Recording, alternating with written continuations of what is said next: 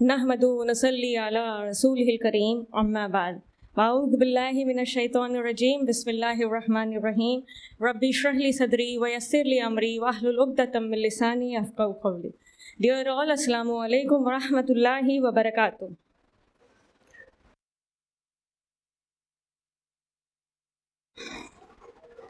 معزز خواتین، میں رقیہ فیروز IERO کے جانب سے آج کے اس سیمینار میں آپ سبھی کا خیر مقدم کرتی ہوں.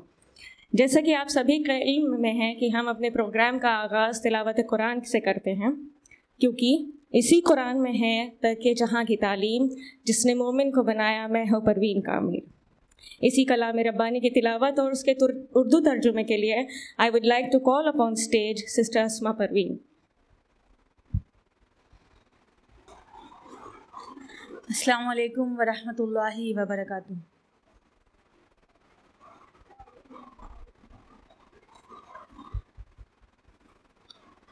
اعوذ باللہ من الشیطان الرجیم. بسم اللہ الرحمن الرحیم.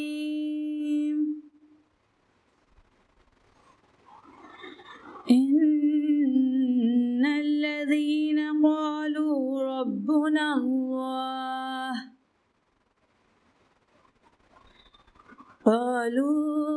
ربنا الله ثم استقاموا تتنزل عليهم الملائكة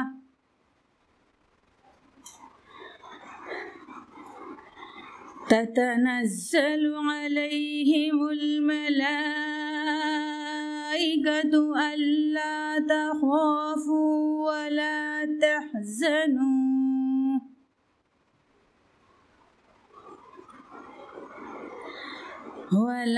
تحزنوا وابشروا بالجنة التي كنتم توعدون.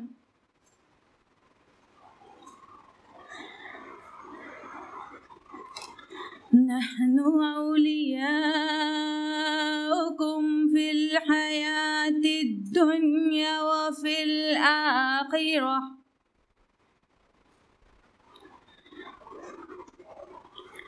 وَلَكُمْ فِيهَا مَا تَشْتَهِي أَنفُسُكُمْ وَلَكُمْ فِيهَا مَا تَدَّعُونَ.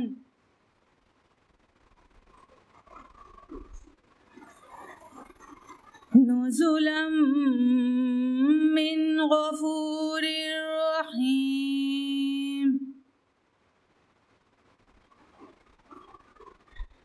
وَمَنْ أَحْسَنُ قَوْلًا مِّمَّنْ دَعَا إِلَى اللَّهِ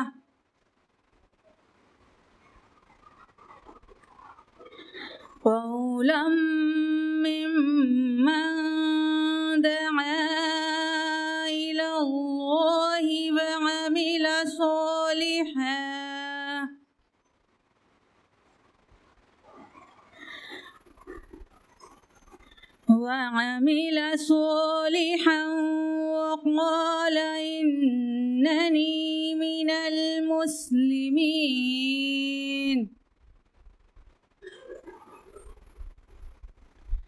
ولا يستوي الحسنة ولا السيئة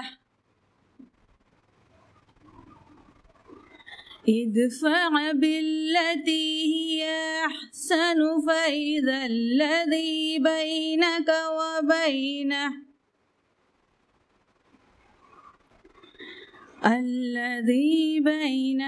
وبينه عداوة كأنه ولي حميم. وما يلقاها إلا الذين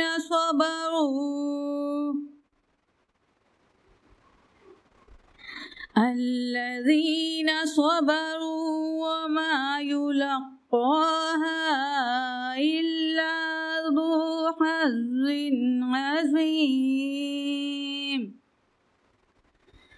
صدق اللہ العظیم۔ ابھی جو قرأت آپ نے سماعت فرمائی وہ سورہ فصلت سورہ نمبر 41 آیت نمبر 30 سے 35 تک کی تھی، جس کا اردو ترجمہ ہے: پناہ چاہتی ہوں میں اللہ تعالیٰ کی شیطان مردود سے، اللہ کے نام کے ساتھ جو بڑا مہربان نہایت رحم کرنے والا ہے۔ ہم اس دنیا کی زندگی میں بھی تمہارے ساتھی ہیں اور آخرت میں بھی۔ وہاں جو کچھ تم چاہو گے تمہیں ملے گا، اور ہر چیز جس کی تم تمنا کرو گے وہ تمہاری ہوگی۔ یہ ہے سامان ضیافت اس ہستی کی طرف سے جو غفور اور رحیم ہے، اور اس شخص کی بات سے اچھی بات اور کس کی ہوگی جس نے اللہ کی طرف بلایا اور نیک عمل کیا اور کہا کہ میں مسلمان ہوں۔ اور اے نبی صلی اللہ علیہ وسلم، نیکی اور بدی یکساں نہیں ہے، تم بدی کو اس نیکی سے دفاع کرو جو بہتر ہو۔ تم دیکھو گے کہ تمہارے ساتھ جس کی عداوت پڑی ہوئی تھی وہ جگری دوست بن جائے گا۔ یہ صفت نصیب ہوتی ہے مگر ان لوگوں کو جو صبر کرتے ہیں، اور یہ مقام حاصل نہیں ہوتا مگر ان لوگوں کو جو بڑے نصیبے والے ہیں۔ جزاکم اللہ خیرا، والسلام علیکم ورحمۃ اللہ وبرکاتہ۔ جزاک اللہ خیرہ سسٹر۔ اللہ اس قرآن کے ذریعے ہماری دنیا اور آخرت کو سنوار دے۔ یہ قرآن ہمارے دلوں کا نور بن جائے اور ہماری زندگیوں کو منور کر دے۔ May Allah give us the intellect to not only recite and listen Quran, but also to understand it well and make our lives meaningful. آپ سبھی کی موجودگی اس بات کا ثبوت ہے کہ آپ شیطان کو مات دینے میں کامیاب ہوئے اور آپ اپنی مصروفیت سے وقت نکال کر یہاں پر آئیں۔ آپ کا زیادہ وقت نہ لیتے ہوئے بڑھتے ہیں مین پروگرام کے جانب۔ آج کے سیمینار کے ٹاپک سے آپ سبھی واقف ہیں کہ دانہ خاک میں مل کر گل گلزار ہو جاتا ہے۔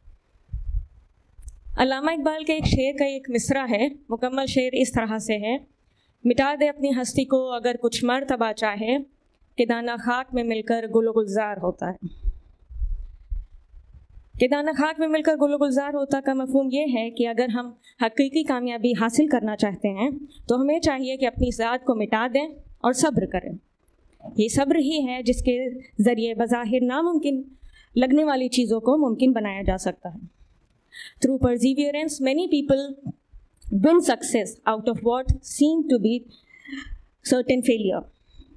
We all have been successful in enabling ourselves to get a reminder, and inshallah we'll be the beloved of Allah subhanahu wa ta'ala. Wallahu yuhibbus sabirin, and Allah loves those who persevere. دنیا کی اس زندگی میں تو تکلیف، پریشانیاں، بیماریاں، آفت، نقصان سے کوئی بے خوف نہیں ہے۔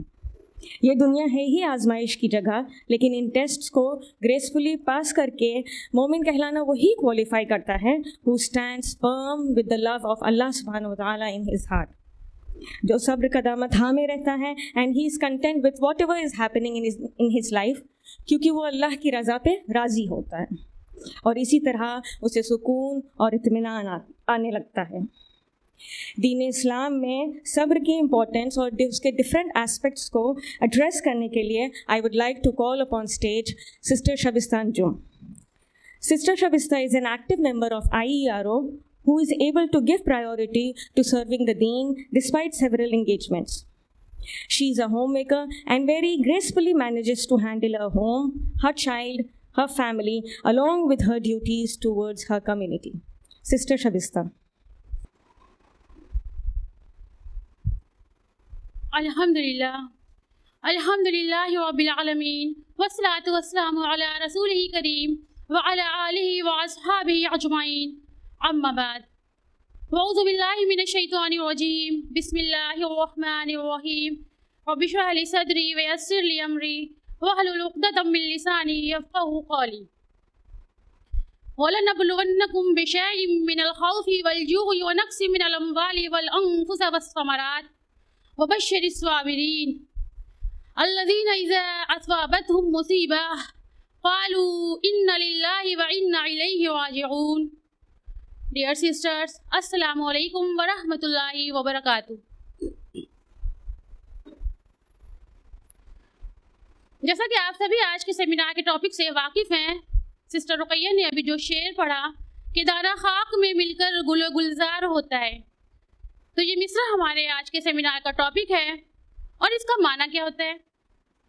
مطلب یہ ہوتا ہے کہ جب کوئی بیج، کوئی سیڈ مٹی میں دفن ہو جاتی ہے، اپنی ہستی کو مٹا دیتی ہے، تب کہیں جا کر ایک پودا وجود میں آتا ہے، اور پھر اس پودے کی آزمائش وہیں ختم نہیں ہو جاتی، بلکہ آندھی کا جھونکا، تیز بارش کی پانی اور تو اور وہ کبھی ہمارے اور آپ کے قدموں کے نیچے کچل جاتا ہے، اور پھر بھی وہ صبر کرتا ہے، اور اس صبر سے اس کے چمن میں بہت تازہ پھول اور پھل کھلتے ہیں۔ اور جو یہ سارا پروسیس ہوتا ہے، ان سارے پروسیس میں ہوا پانی کے علاوہ ایک اور خاص چیز ہوتی ہے جو ہماری اہمیت سے محروم رہتی ہے، وہ ہوتا ہے اس پودے کا صبر۔ اگر ان ساری آزمائش میں پودا صبر نہیں کرتا تو کیا ہمارے گلشن میں اس طرح پھول و پودے اگتے؟ اور ٹھیک اسی طرح ہم انسانوں پر بھی اللہ سبحانہ تعالیٰ کی طرف سے مشکل اور مصیبتیں آتی رہتی ہیں، اور ان سب پر ہم سب کو صبر کرنا چاہیے۔ اگر ہم صبر کریں گے تو ہم اچھے مومن اور مومنہ بن سکتے ہیں، اور اسی مومن مومنہ کے لیے ہی اللہ سبحانہ تعالیٰ کی طرف سے جنت کا وعدہ ہے۔ تو ان سب باتوں میں سب سے خاص چیز جو ہے وہ ہے صبر۔ تو آج کا ہمارا جو مین ٹاپک ہے وہ صبر ہے۔ جب صبر ہمارے سامنے صبر کا نام آتا ہے تو ہمارے ذہن میں ہمارے سامنے ہمارے ساتھ ہوئے ظلم و ستم یاد آنے لگتے ہیں کہ فلاں نے یہ کہا، فلاں نے وہ کہا، کس طرح الزام لگایا، کس طرح بے عزتی کی، کیا کیا نہیں کیا، اور میں بہت روئی بھی، لیکن میں بھی کہاں کم بدلہ لینے میں نے بھی اسے خوب کھری کھوٹی سنائی، اور لاسٹ میں نے صبر کر لیا۔ ہوتا ہے نا ایسا؟ جب ہم سے کسی کی بات ہو جاتی ہے تو ہم اس سے خوب اچھے سے لڑ جھگڑ لیتے ہیں اور بعد میں کہہ دیتے ہیں کہ میں نے تو صبر کر لیا، اب تم سے تو اللہ ہی سمجھے۔ اور خاص کر کے ساس بہو کے معاملے میں تو اکثر ایسا دیکھنے کو ملتا ہے۔ اور ہمارے معاشرے میں صبر کی ایک بہت ہی معمولی سی میننگ جانی جاتی ہے، to bear something means کسی انچاہی چیز کو برداشت کر لینا، کسی فزیکل یا اسپریچول پین کو سہ جانا، کسی تکلیف دہ سچویشن میں ایڈجسٹ کر لینا، اور وہ بھی کب جب ہمارے پاس کوئی دوسرا آپشن نہ ہو۔ تو کیا یہی صبر ہے جس کا اللہ سبحانہ تعالیٰ نے جس کو اتنی اہمیت دی ہے؟ یہی صبر ہے جس کے ہونے سے ہمارے لیے جنت کا وعدہ ہے؟ یہی صبر ہے جس کا بار بار قرآن میں تذکرہ کیا گیا ہے؟ جی نہیں، یہ صبر ہرگز نہیں ہو سکتا، کیونکہ صبر تو ایک اعلیٰ درجے کا ایمان ہے۔ جیسا کہ حضرت علی رضی اللہ تعالیٰ عنہ کا قول ہے کہ ایمان کی ساخت 4 ستونوں پر مشتمل ہے: صبر، یقین، جہاد اور انصاف۔ اور اسی طرح صبر 4 چیزوں پر مشتمل ہے: پہلا ہے شوق، دوسرا خوف، تیسرا تقوی اور چوتھا انتظار۔ جو شخص جنت کا شوقین ہوگا وہ دنیاوی مصیبت کو آسانی سے برداشت کر لے گا، اور جو شخص جہنم سے ڈرتا ہوگا وہ کوئی بھی گناہ والے کام کرنے سے باز آ جائے گا، اور تو اور جس کے اندر تقوی ہوگا، جو تقوی اختیار کرے گا، وہ اپنے اوپر آنے والی دنیاوی کوئی بھی مصیبت ہو اسے آسانی سے برداشت کر لے گا، اور جو شخص موت کا انتظار کرے گا وہ اپنے نیک کام کو کرنے میں جلد بازی کرے گا۔ اور پھر صبر ہے بھی تو وہ کہ جو صرف نصیب والوں کو ملتا ہے، جیسا کہ قرآن میں اللہ سبحانہ تعالیٰ فرماتے ہیں سورہ فصلت سورہ نمبر 41 آیت نمبر 35 میں، إِلَّا الَّذِينَ كَمَا صَبَرُوا وَمَا يُلَقَّاهَا إِلَّا ذُو حَظٍّ عَظِيمٍ، مگر وہ جنہوں نے صبر کیا، اور یہ نصیب بھی صرف نصیب والوں کو ہی ہوتا ہے۔ تو اس سے کیا سمجھ میں آتا ہے کہ یہ جو صبر ہے وہ کوئی کھیل تماشا یا ہنسی مذاق نہیں ہے، اسے ایسے ہی نہیں پایا جا سکتا ہے، بلکہ اس کے لیے بڑا دل، بڑا عزم چاہیے، بڑا حوصلہ، بڑی قوت چاہیے، اور پھر یہاں تو ایگزام ہونا ہی ہے۔ تمام علماء، اسکالرز، فقہا، پھر وہ چاہے کسی بھی مسلک کے کیوں نہ ہو، علم کی جو بھی سمجھ رکھتا ہے وہ سب یہی سمجھتے ہیں کہ یہ جو دنیا ہے نا وہ ایک ایگزامینیشن ہال ہے، اور آپ سبھی نے ایگزامینیشن ہال کو فیس کیا ہی ہوگا، ایکسپیرینس کیا ہی ہوگا کہ کیسے کیسے ڈائلیما ہمارے ذہن میں اتھل پتھل مچاتے رہتے ہیں کہ کوشچن پیپر کیسا آئے گا, ٹف ہوگا, ایزی ہوگا, کتنے مارکس کا ہوگا. اور ایک بہت بڑی بات جو ہمارے ذہن میں باعث فکر ہوتی ہے کہ ہمارے میٹس کون ہوں گے, ہمارے بغل میں کون بیٹھے گا, اس کا نیچر کیسا ہوگا. پتہ نہیں مصیبت پڑنے پر وہ میری ہیلپ کرے یا نہ کرے. لیکن وہ ہیلپ نہیں کرتا, حالانکہ یہ الگ بات ہے سوائے اللہ سبحانہ و تعالیٰ کے. پھر بھی ہمارے ذہن میں یہ بات چلتی رہتی ہے. یہ تو تھا ایک نارمل ایگزامینیشن ہال. اب آپ امیجن کریے اس ایگزامینیشن ہال کی جس کا پیپر ڈیزائن کرنے والا خود آپ کا فرینڈ ہو اور اس نے آپ کو پیپر بھی آؤٹ کرا دیا ہو, اور اس کی جو آپ کی آنسر شیٹ ہے وہ اسی کے پاس چیک ہونے والی ہے. تو پھر ایگزام دینے میں کتنا مزہ ہے نا. اور یہی بات قرآن میں اللہ سبحانہ تعالیٰ فرما رہے ہیں سورہ بقرہ سورہ نمبر 2 آیت نمبر 153 میں, یا ایھا الذین آمنوا استعینوا بالصبر والصلاۃ ان اللہ مع الصابرین. اے ایمان والو صبر اور نماز سے مدد لو, بے شک میں صبر کرنے والوں کے ساتھ ہوں. اس آیت میں اللہ سبحانہ تعالیٰ ہمیں فرما رہے ہیں کہ میں ہوں تمہارے ساتھ. یعنی کہ جو دنیا کی شکل میں جو ایگزامینیشن سینٹر ہے وہ بھی اللہ سبحانہ و تعالیٰ کا, کوشچن پیپر بھی اللہ سبحانہ و تعالیٰ کا, اور اللہ سبحانہ و تعالیٰ نے اسے قرآن کے ذریعے سے آؤٹ بھی کرا دیا ہے. لیکن پھر بھی کہیں ہم بے بس نہ ہو جائیں, ہمیں کوئی پرابلم نہ آئے. اس لیے اللہ سبحانہ تعالیٰ ہمیں خود سمجھا رہے ہیں کہ میں ہوں تمہارے ساتھ, بشرط یہ کہ تم صبر کرو اور نماز پڑھو. تم صابرون بن جاؤ, صبر کرنے لگو. اب جب اللہ سبحانہ تعالیٰ ہمارے ساتھ ہے, پھر یہ دنیا والے ہمارے ساتھ ہو یا نہ ہو, اللہ سبحانہ تعالیٰ ہمیں تھامنے کے لیے تیار ہے, ہمیں ہمارا ساتھ دینے کے لیے تیار ہے, تو ہم کیوں نہ صبر کریں اور صابرون کی کیٹیگری میں آ جائیں. لیکن اس سے پہلے ہمیں یہ جاننا ضرور ہے کہ یہ صبر کیا ہے, اور یہ صبر ہمارے اندر ہے یا نہیں ہے. اگر ہے تو کس درجے کا, اور اگر نہیں ہے تو کیوں نہیں ہے اور کیسے آئے گا. تو آئیے ہم صبر جانیں کہ صبر کیا ہے. صبر عربک کے روٹ ورڈ صاد با اور را سے مل کر بنا ہوتا ہے, جس کا معنی ہوتا ہے باز رہنا, رک جانا, کنٹرول کر لینا, اور انگلش لغت میں اسے پیشنس کے نام سے بھی جانتے ہیں. اسی لیے رمضان کو شہر صبر کہا جاتا ہے, مینس صبر والا مہینہ, کیونکہ اس مہینے ہم حرام کام کے ساتھ ساتھ کچھ وقت کے لیے حلال کاموں پر بھی صبر کرتے ہیں, باز رہتے ہیں. تو اس کا یہ معنی نکلتا ہے کہ رک جانا, اپنے آپ کو گھبراہٹ اور ناگواری سے بچائے رکھنا, اپنی زبان پر حرف شکایت نہ لانا, اور ایسا کوئی عمل نہ کرنا جو ہمیں جہنم کی طرف لے جائے. اور اصطلاحی لغت میں صبر کا معنی ہوتا ہے ریسٹرین, یعنی رک جانے کے ساتھ ساتھ اسٹیڈفاسٹنس مینس استقامت. اب اس کا کمپلیٹ معنی ہوتا ہے کہ استقامت کے ساتھ رک جانا, استقامت کے ساتھ اپنے نفس کو کنٹرول کرنا, استقامت کے ساتھ اپنے خواہشات کو قابو میں کرنا. لیکن اب یہاں پر یہ سوال اٹھتا ہے کہ استقامت سے کیا مراد ہے. استقامت سے مراد ہے کہ مصیبت کے فرسٹ اسٹیج پر صبر کرنا اور اسی پر ثابت قدم رہنا. فار ایگزامپل, جیسے دریا کے 2 کنارے ہوتے ہیں, اور اگر ان میں سے ایک بھی کنارہ کمزور ہوتا ہے تو باڑھ آ جاتی ہے, پورا علاقہ تباہ برباد ہو جاتا ہے.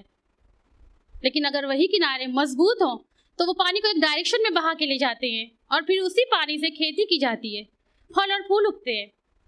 ٹھیک اسی طرح استقامت اور صبر 2 کنارے ہیں. حالانکہ بہت حالات گزریں گے, کبھی لوگ کچھ کہیں گے, کبھی کچھ کہیں گے, لیکن جسے صبر کرنا آ گیا, جس نے استقامت اور صبر سے جینا سیکھ لیا, اس کے لیے ہر مشکل, ہر پریشانی آسان ہوگی. دنیا میں خوشی مصیبت آتی جاتی رہتی ہے, لیکن ان دونوں کے بیچ میں جو سب سے زیادہ خاص چیز ہوتی ہے وہ ہوتا ہے صبر. یعنی کہ صبر ایک ایسی اخلاقی ضرورت ہے جسے ہمیں اپنے ساتھ ہمیشہ رکھنا ہے. اگر اللہ سبحانہ تعالیٰ کی طرف سے کوئی خوشی ملتی ہے تو اس پر بھی ہمیں صبر کرنا ہے, اللہ کا شکر ادا کرنے کے لیے. اور اگر کوئی مشکل یا پریشانی آتی ہے تو اس پر تو صبر کرنا ہی ہے, بنا کچھ کہے, خاموش رہ کر. جیسا کہ مصنف عبداللہ انصاری کا قول ہے کہ صبر کا مطلب ہے کہ اپنی نفس کو چھپی ہوئی پریشانی کی شکایت سے روکنا، اور اسی طرح مصنف ناصر الدین کا قول ہے کہ صبر کا مطلب ہے کہ کسی ناپسندیدہ چیزوں کا جب سامنا ہو تو اس کے ساتھ ہمیں اپنے نفس کے اشتیاق سے روکنا۔ اور تو اور جعفر صادق رضی اللہ تعالیٰ عنہ فرماتے ہیں کہ صبر اور ایمان ویسے ہی ہیں جیسے انسان کا جسم اور سر، جس طرح سر جسم سے الگ ہو جاتا ہے تو جسم برباد ہو جاتا ہے، ٹھیک اسی طرح اگر ایمان میں سے صبر جاتا رہے گا تو پھر ایمان بھی جاتا رہے گا، یعنی جو صبر ہے وہ ایمان کا جزو لازم ہے۔ اور پھر یہ صبر ہے بھی تو کتنی خوبصورت چیز، جس کی صفت نبیوں اور رسولوں میں گنوائی جاتی ہے۔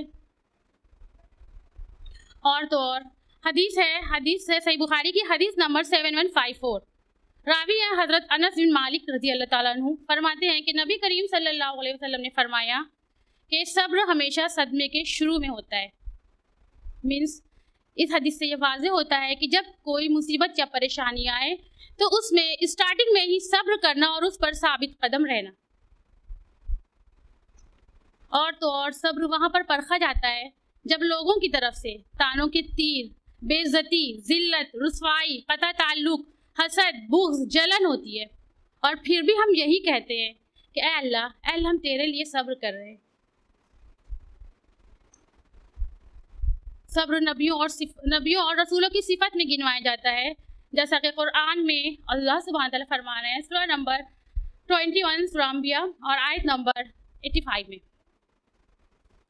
وَإِسْمَاعِيلَ وَإِدْرِيسَ وَذُو الْكِفْلِ كُلٌّ مِّنَ الصَّابِرِينَ، اور اسماعیل اور ادریس اور ذوالکفل یہ سب صابر لوگ تھے۔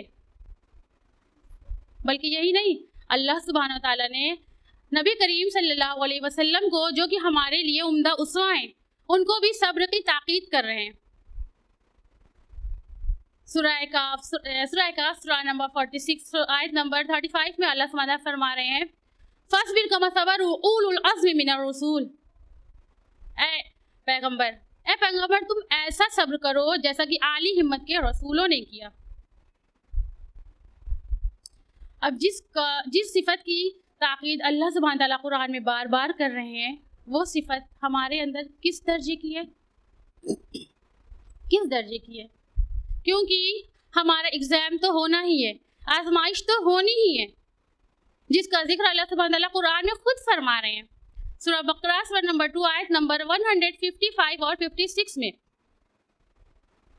وَلَنَبْلُوَنَّكُمْ بِشَيْءٍ مِّنَ الْخَوْفِ وَالْجُوعِ وَنَقْصٍ مِّنَ الْأَمْوَالِ وَالْأَنفُسِ وَالثَّمَرَاتِ وَبَشِّرِ الصَّابِرِينَ الَّذِينَ إِذَا أَصَابَتْهُم مُّصِيبَةٌ قَالُوا إِنَّا لِلَّهِ وَإِنَّا إِلَيْهِ رَاجِعُونَ، کہ ہم کسی نہ کسی طرح تمہیں ضرور آزمائیں گے، کبھی دشمنوں کے ڈر سے، تو کبھی بھوک اور پیاس سے، تو کبھی مال جان اور پھلوں کی کمی سے، اور خوشخبری دے دیجیے ان لوگوں کو جن پر کوئی مصیبت آتی ہے تو وہ کہہ اٹھتے ہیں کہ ہم اللہ کی ملکیت ہے اور اسی کی طرف لوٹ کر جانے والے ہیں، اور صبر کرتے ہیں۔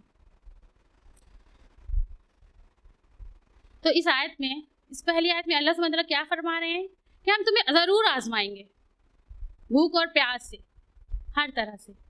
اور اللہ سبحانہ تعالیٰ نے ہم سے پہلے کے لوگوں کو آزمایا بھی ہے، بہت آزمائش ہوئی ہے، نبیوں اور صحابہ کی بہت آزمائش ہوئی ہے۔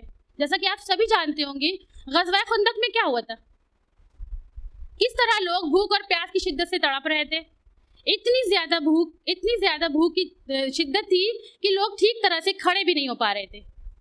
ایک صحابی آئے نبی کریم صلی اللہ علیہ وسلم کے پاس اور فرمایا کہ یا رسول اللہ، اب تو میں ٹھیک سے کھڑا بھی نہیں ہو پا رہا ہوں اور میری پیٹھ جھک جا رہی ہے، اور میں نے اپنے کرتے کے نیچے ایک پتھر باندھا ہوا ہے، اور پھر وہ اپنا کرتا اٹھاتے ہیں تو پتھر دکھتا ہے۔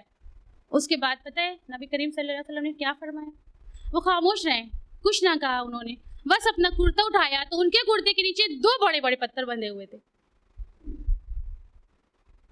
صرف یہی نہیں بلکہ مدینے کے مسلمانوں پر کیا کیا ظلم ہوا، کس طرح سے ان کو آزمائش لی گئی، ان کی اتنا زیادہ ان کے دل میں خوف طاری ہو گیا، اتنا خوف طاری ہو گیا کہ وہ رات بھر سو بھی نہیں پاتے تھے۔ اور تو اور جب مدینے کے مسلمانوں کو 3 سال کے لیے بائیکاٹ کیا گیا تھا اور وہ شیب ابی طالب میں محصور ہو گئے تھے، تو وہاں پر ان کے اوپر کیا کیا مشکل پریشانی نہیں آئی. اور وہاں پر صرف بڑے لوگ نہیں بلکہ چھوٹے چھوٹے بچے بھی تھے جو بھوک اور پیاس سے تڑپ رہے تھے، ان کی بھی آزمائش تھی. تب کہیں جا کر یہ دین اسلام آج ہمیں ملا ہے، ایسا ہی نہیں مل گیا. تو یہ تھا ان کا صبر. مانا کہ اللہ سبحانہ تعالیٰ کی طرف سے ہمارے اوپر کچھ چیزیں مصیبت اور پریشانی بن کر آتی ہیں، لیکن وہ ہماری تقدیر کا ایک حصہ ہوتی ہیں. مال برباد ہو گیا، کوئی عزیز فوت ہو گیا، سب کاروبار اچھے سے چل رہے تھے، سارے معاملات اچھے چل رہے تھے، اچانک کچھ ایسا ہوا کہ سب مصیبت اور پریشانی میں بدل گئے. کوئی ایسا حادثہ، کوئی ایسی بیماری آئی جس پر ہمارا کوئی اختیار نہیں ہے. جیسا کہ آج کل آپ لوگ دیکھ ہی رہے ہیں کہ دنیا میں کیا ہو رہا ہے. کچھ سالوں سے کیا کیا نہیں ہوا. پہلے تو ٹڈیوں کا آنا، اس کے بعد ایسی بیماری آئی کہ پوری دنیا کے لوگ لاک ڈاؤن کی وجہ سے اپنے ہی گھر میں قید ہو گئے. اور تو اور ابھی حال ہی میں آپ نے دیکھا کہ ترکی میں کیا ہوا، کس طرح زلزلے آئے کہ لاکھوں لوگ موت کی آغوش میں سو گئے. اور تو اور اتنی اونچی عالیشان بلڈنگ ملبے کی شکل میں بدل گئی. کسی نے یہ گمان بھی نہ کیا ہوگا کہ ایسا بھی ہوگا. اور اس ٹائم ایک پوسٹ بہت زیادہ وائرل ہو رہی تھی کہ ایک شخص تھا جس نے یہ پوسٹ کیا ہوا تھا کہ میں اپنے مکان مالک کے ایک شخص تھا جو کہ مکان مالک کی بات بتا رہا تھا کہ میں کرائے پر رہتا تھا اور میرے مکان مالک نے مجھ سے کرایہ بڑھانے کی بات کی. تو اس شخص نے کہا کہ میں کرایہ بڑھا کر دینے کی کنڈیشن میں نہیں ہوں، ابھی میں نہیں بڑھا سکتا. تو اس کا مکان مالک اس کو اپنے فلیٹ سے نکال دیتا ہے. اور پھر وہ کیا لکھتا ہے کہ کچھ ہی پل میں جب میں باہر تھا تو اس کے بعد زلزلہ ایسے تیز آیا کہ جو فلیٹ تھا، بلڈنگ تھی اس کی، وہ بھی ٹوٹ پھوٹ کر ختم ہو گئی اور وہ ملبے کی شکل میں بدل گئی. اور آج وہ مکان مالک اور کرایہ دار دونوں ایک ساتھ ایک ٹینٹ میں رہ رہے ہیں. ذرا سوچئے، تو کیا اس مکان مالک نے سوچا تھا کہ ابھی میں اتنی عالیشان بلڈنگ کا بادشاہ بنا بیٹھا ہوں، کل میں اس کے ساتھ رہوں گا؟ اور تو اور ایک اور نیوز بہت زیادہ وائرل ہو رہی ہے کہ جو گلیشیئر ہے وہ ٹوٹ کر پگھل رہے ہیں. یہاں تک کہ یہ بھی فورکاسٹنگ کی جا رہی ہے کہ ہو سکتا ہے کہ دنیا کی کچھ شہر پورا کے پورا پانی میں ڈوب جائے. اور تو اور یہ بھی فورکاسٹنگ کی جا رہی ہے کہ ہو سکتا ہے کہ کینیڈا جیسی جو کنٹری ہے وہ بھی پورا برف کا ٹکڑا بن جائے. اللہ اکبر، اللہ اکبر. ہمیں اللہ سبحانہ تعالیٰ سے اپنے گناہوں کی معافی ہر وقت مانگتے رہنا چاہیے. ہمیں اپنے اندر بہت زیادہ صبر کو پیدا کرنے کی ضرورت ہے. اللہ سبحانہ تعالیٰ سے معافی مانگتے رہنا چاہیے، صبر کرتے رہنا چاہیے. در حقیقت ہمارے اوپر مشکل اور پریشانی کیوں آتی ہے کہ ہمیں تاکہ اللہ سبحانہ تعالیٰ ہمیں آزما سکے کہ ہم اپنے جس مقصد سے دنیا میں بھیجے گئے ہیں اس مقصد کے لیے کتنا تیار ہیں. اور اگر اب ہمارے اوپر کوئی بھی پریشانی آئے تو ہمیں اس کے لیے صبر کرنا چاہیے. اور تو اور اب اس کے بعد ایک صحابہ تھے عروہ بن زبیر، جو کہ عائشہ رضی اللہ تعالیٰ عنہ کے بھانجے بھی تھے. وہ اپنے بیٹے کے ساتھ دمشق کی طرف جا رہے تھے اور اچانک وہاں پر ان کے بیٹے کو کچھ ہوا کہ وہ فوت ہو گئے. پھر انہوں نے اس کو جب وہ دفن کر رہے تھے جنازے کو تو ان کے پیر میں کچھ کیڑے نے کاٹا. تو انہوں نے ایک طبیب سے رابطہ کیا کہ میرے پیر میں کچھ ہو گیا ہے، آپ دیکھ لیجئے. تو طبیب نے کیا بتایا کہ آپ کے پیر میں ناسور ہو گیا ہے. ایک تو ابھی بیٹے کا تازہ غم، بیٹا ان کے ساتھ آیا، ان کے 4 بیٹے تھے، ایک فوت ہو گیا اور اس کے بعد ان کے پیر میں ناسور ہو گیا. اور طبیب نے یہ بھی کہہ دیا کہ اب آپ کا پیر کاٹنا ہوگا، نہیں تو زہر پورے جسم میں پھیل جائے گا. انہوں نے کہا کہ اب کس طرح سے آپ میرا پیر کاٹیں گے، کیا ہے؟ تو اس ٹائم کے انسٹرومنٹ کیا تھے؟ چھری اور آرا. چھری کو گرم کر کے ان کے پیر کے گوشت کاٹے جاتے اور آرے سے ان کے پیر کی ہڈیاں. اور پھر کہا کہ میں آپ کو ایک ایسی جڑی بوٹی دوں گا جس سے آپ کو تھوڑا نشہ طاری ہوگا اور پھر آپ بے ہوش ہو جائیں گے تو آپ کا پیر کاٹ دیا جائے گا. تو عروہ بن زبیر نے کہا کہ ایمان کی حالت میں نشہ ہرگز نہیں، میں ذکر الہی سے بالکل بھی غافل نہیں ہونا چاہتا، اس لیے ایسا کرتا ہوں کہ میں ذکر الہی کرتا ہوں اور آپ لوگ میرے پیر کاٹ دیجئے۔ اور پھر وہ اللہ سبحانہ تعالیٰ کا ذکر کرتے رہے، اتنا زیادہ وہ ذکر میں مشغول ہو گئے کہ ان کا پیر کاٹ دیا گیا، کھولتے ہوئے پھر تیل میں ان کا پیر ڈالا گیا اور ان کو کچھ احساس ہی نہیں ہوا۔ اور پھر جب وہ رکے تو ان کے منہ سے کیا نکلا؟ اللہم لک الحمد حتی تروغا، اے اللہ تیری ہی تعریف جب تک کہ تو راضی نہ ہو جائے۔ اور یہ کہہ کر وہ بے ہوش ہو گئے۔ پھر کچھ دیر کے بعد جب انہیں ہوش آیا تو پھر ان کے منہ سے یہ کلمہ نکلا، اللہم لک الحمد اذا رضیت، اے اللہ اگر تو راضی ہو جائے پھر بھی تیری ہی تعریف۔ تو یہ تھا ان کا صبر، یہ تھی ان کی آزمائش کہ انہوں نے ایک بیٹا چلا گیا اور پیر چلا گیا، پھر بھی انہوں نے کیا کہا پتہ ہے کیا ہو گیا؟ اللہ سبحانہ تعالیٰ نے ایک بیٹا لے لیا، ابھی 3 بیٹے اور ہیں میرے پاس۔ کیا ہو گیا؟ اللہ سبحانہ تعالیٰ نے ایک پیر لے لیا، ابھی 2 ہاتھ اور ایک پیر سلامت ہے میرے پاس۔ اے اللہ تیرا شکر ہے، ہر حال میں تیرا شکر ہے، بس تو راضی ہو جا۔ تو یہ تھا ان کا صبر۔ اور ہم کیا کرتے ہیں؟ ہم ہر وقت بس کچھ بھی چھوٹی سی بات بھی ہوتی ہے تو اللہ سبحانہ تعالیٰ کے خلاف بھی کبھی کبھی زبان کھولتے ہیں۔ یہی نہیں بلکہ ہمارے صبر کی بہت زیادہ فضیلت بھی ہے۔ اور اس سے پہلے ایوب علیہ السلام کا واقعہ تو آپ سبھی جانتے ہوں گے نا۔ ایوب علیہ السلام کے اوپر کس طرح کی آزمائش اور پریشانی آئی تھی، قرآن میں ان کا بار بار ذکر ہوا ہے، سورہ نساء، سورہ انعام، سورہ انبیاء اور سورہ صاد میں، کہ ایوب علیہ السلام کے رشتہ داروں نے کس طرح سے ان کا ساتھ چھوڑ دیا۔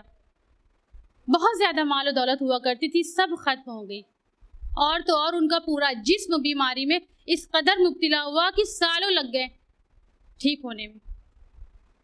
لیکن پھر بھی ایوب علیہ السلام نے زبان سے اف تک نہ کہا اور صبر کیا، ثابت قدم رہے، اور آج ان کا صبر ہمارے لیے ایک مثال بن گیا ہے۔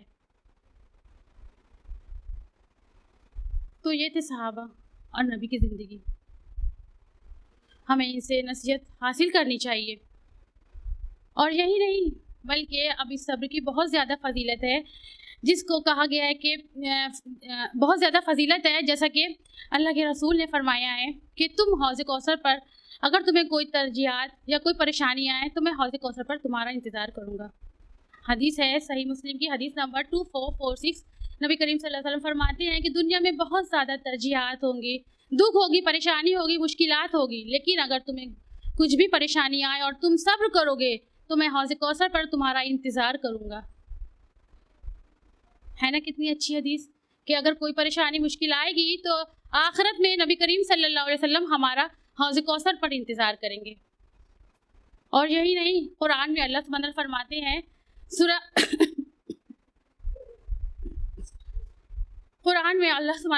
ہیں سورہ فرقان سورہ نمبر 25 آیت نمبر 85 میں، اولئک یجزون الغرفۃ بما صبروا ویلقون فیہا سلام فیہا تحیۃ و سلاما۔ یہی وہ لوگ ہیں جنہوں نے صبر کیا اور انہیں ان کا بدلہ جنت میں بالا خانہ دیے جائیں گے اور انہیں سلام اور دعا پہنچائی جائے گی۔ یعنی کہ جو لوگ صبر کریں گے وہ ایسے ویسے جنتی نہیں بلکہ جنت میں بالا خانہ میں ان کا مقام ہے، ان کا مرتبہ ہے، اور انہیں اللہ سبحانہ تعالیٰ کی طرف سے دعا اور سلام پہنچے گی۔ تو ہے نا یہ پیاری حدیث۔ اور اسی کے ساتھ ساتھ ایک بہت پیارا واقعہ ہے جو آپ سبھی جانتے ہیں، یوسف علیہ السلام کا۔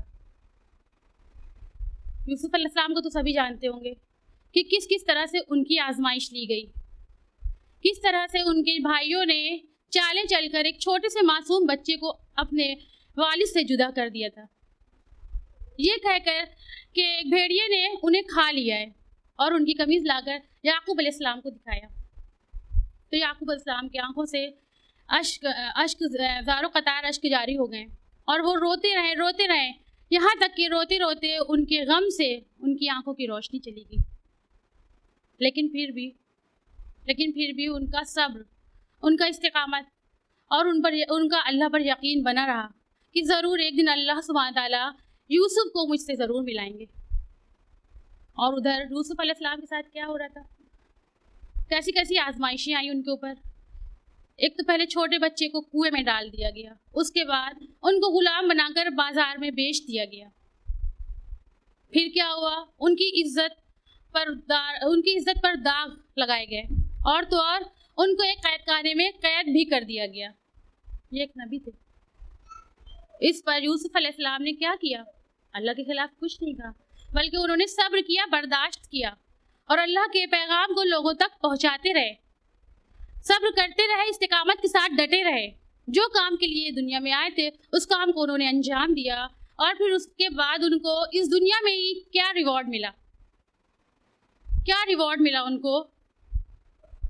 کہ وہ مصر کے فائنینس میں سب سے زیادہ آگے تھے کام کرنے میں، اور اس کے ساتھ ہی ساتھ یعقوب علیہ السلام جو کہ ان کے والد تھے، جو بچپن میں ان سے چھوٹ گئے تھے، وہ بھی اللہ سبحانہ تعالیٰ نے لوٹا دیا. یعقوب علیہ السلام جو کہ انتظار کر رہے تھے کہ ایک دن میرا عزیز ترین بیٹا، میرا لخت جگر ضرور مجھے ملے گا، آج وہ ان کے پاس ہے. تو یہ تھا ان کے صبر کا انعام، دنیا میں ہی ان کو یہ ریوارڈ مل گیا. تو ہمیں نبیوں اور صحابہ کی زندگی سے نصیحت لینی چاہیے، اور یہی نہیں بلکہ ام سلمہ کہتی ہیں، حدیث ہے صحیح مسلم کی، حدیث نمبر 2126، فرماتی ہیں کہ میں نے نبی کریم صلی اللہ علیہ وسلم کو ایک بار فرماتے ہوئے سنا تھا کہ اِنَّ لِلَّهِ وَإِنَّ إِلَيْهِ رَاجِعُونَ اللہم اجرنی فی مصیبتی واخلف لی خیرا منہا. مینس کہ اگر کوئی شخص پر کوئی پریشانی یا مصیبت آئے اور وہ یہ کہے کہ ہم اللہ کی ملکیت ہیں، اسی کی طرف جانے والے ہیں، اے اللہ مجھے میری مصیبت پر اجر عطا فرما، تو پھر اللہ سبحانہ تعالیٰ اسے اس کا بدلہ دے دیتا ہے. اور پھر ام سلمہ رضی اللہ تعالیٰ عنہا بتاتی ہیں کہ جب میرے شوہر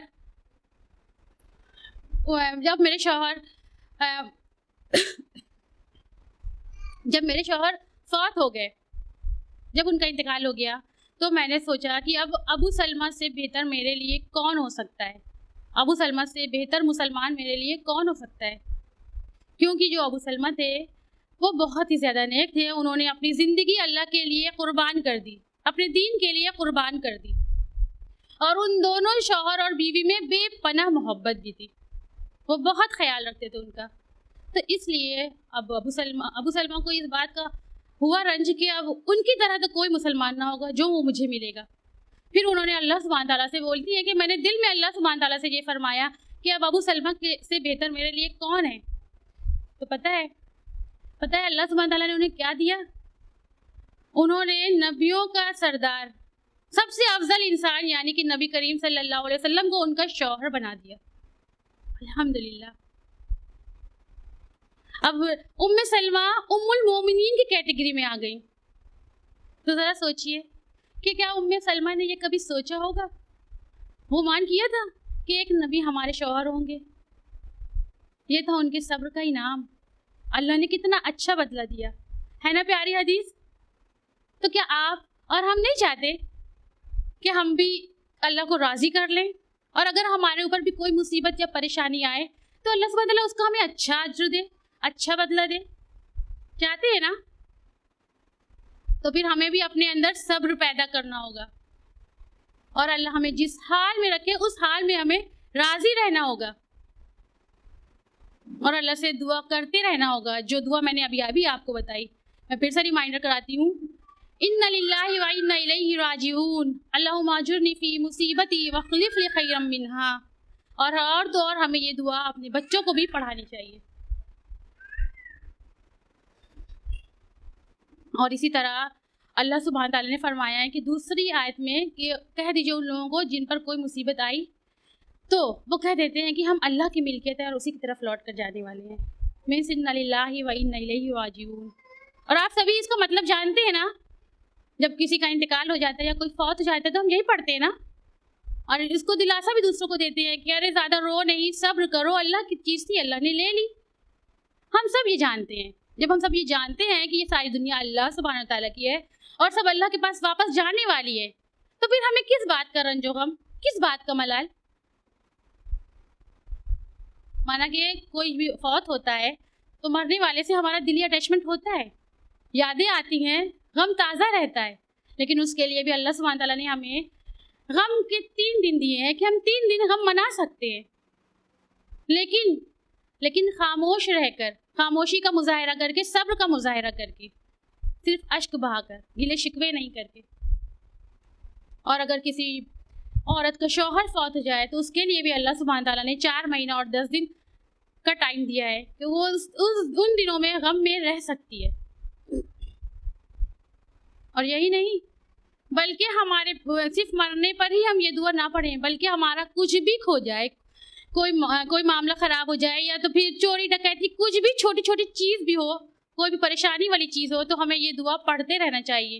ایون اگر سوئی بھی کھو جائے، ہم سے ایک چھوٹی سی سوئی بھی کھو جائے، تو ہمیں یہی دعا پڑھنی چاہیے۔ حقیقت میں جو ہمارے اوپر مصیبت اور پریشانی آتی ہے وہ اس لیے آتی ہے کہ اللہ سبحانہ تعالیٰ ہمیں آزما سکے کہ ہم کتنے صبر والے ہیں، ہم کتنا صبر کرتے ہیں، اور ہم جس گول کے لیے دنیا میں آئے ہیں، جس مقصد کے لیے آئے ہیں، ہم اسے پانے کی کوشش کریں اور اللہ سبحانہ تعالیٰ سے توبہ اور استغفار پڑھتے رہیں۔ اور ہم یہاں اس دنیا میں تو چاہتے ہیں کہ ہم کو جنت ملے، سب سے اعلیٰ مقام ملے، لیکن ہم یہ بھی چاہتے ہیں کہ دنیا میں ہمیں کوئی مشکل اور پریشانی بھی نہ آئے۔ سب سے اعلیٰ چیز کی ہم ڈیمانڈ بھی کرتے ہیں، اور یہ بھی چاہتے ہیں کہ ہم دنیا میں بھی پرسکون زندگی گزاریں۔ تو پھر ایسا ہونا ممکن نہیں ہے۔ ہمارے اوپر جو بھی مشکل، پریشانی یا مصیبت آتی ہے تو ہو سکتا ہے کہ اس کا اجر اللہ سبحانہ تعالیٰ ہمیں دنیا کے بجائے آخرت میں دے دے۔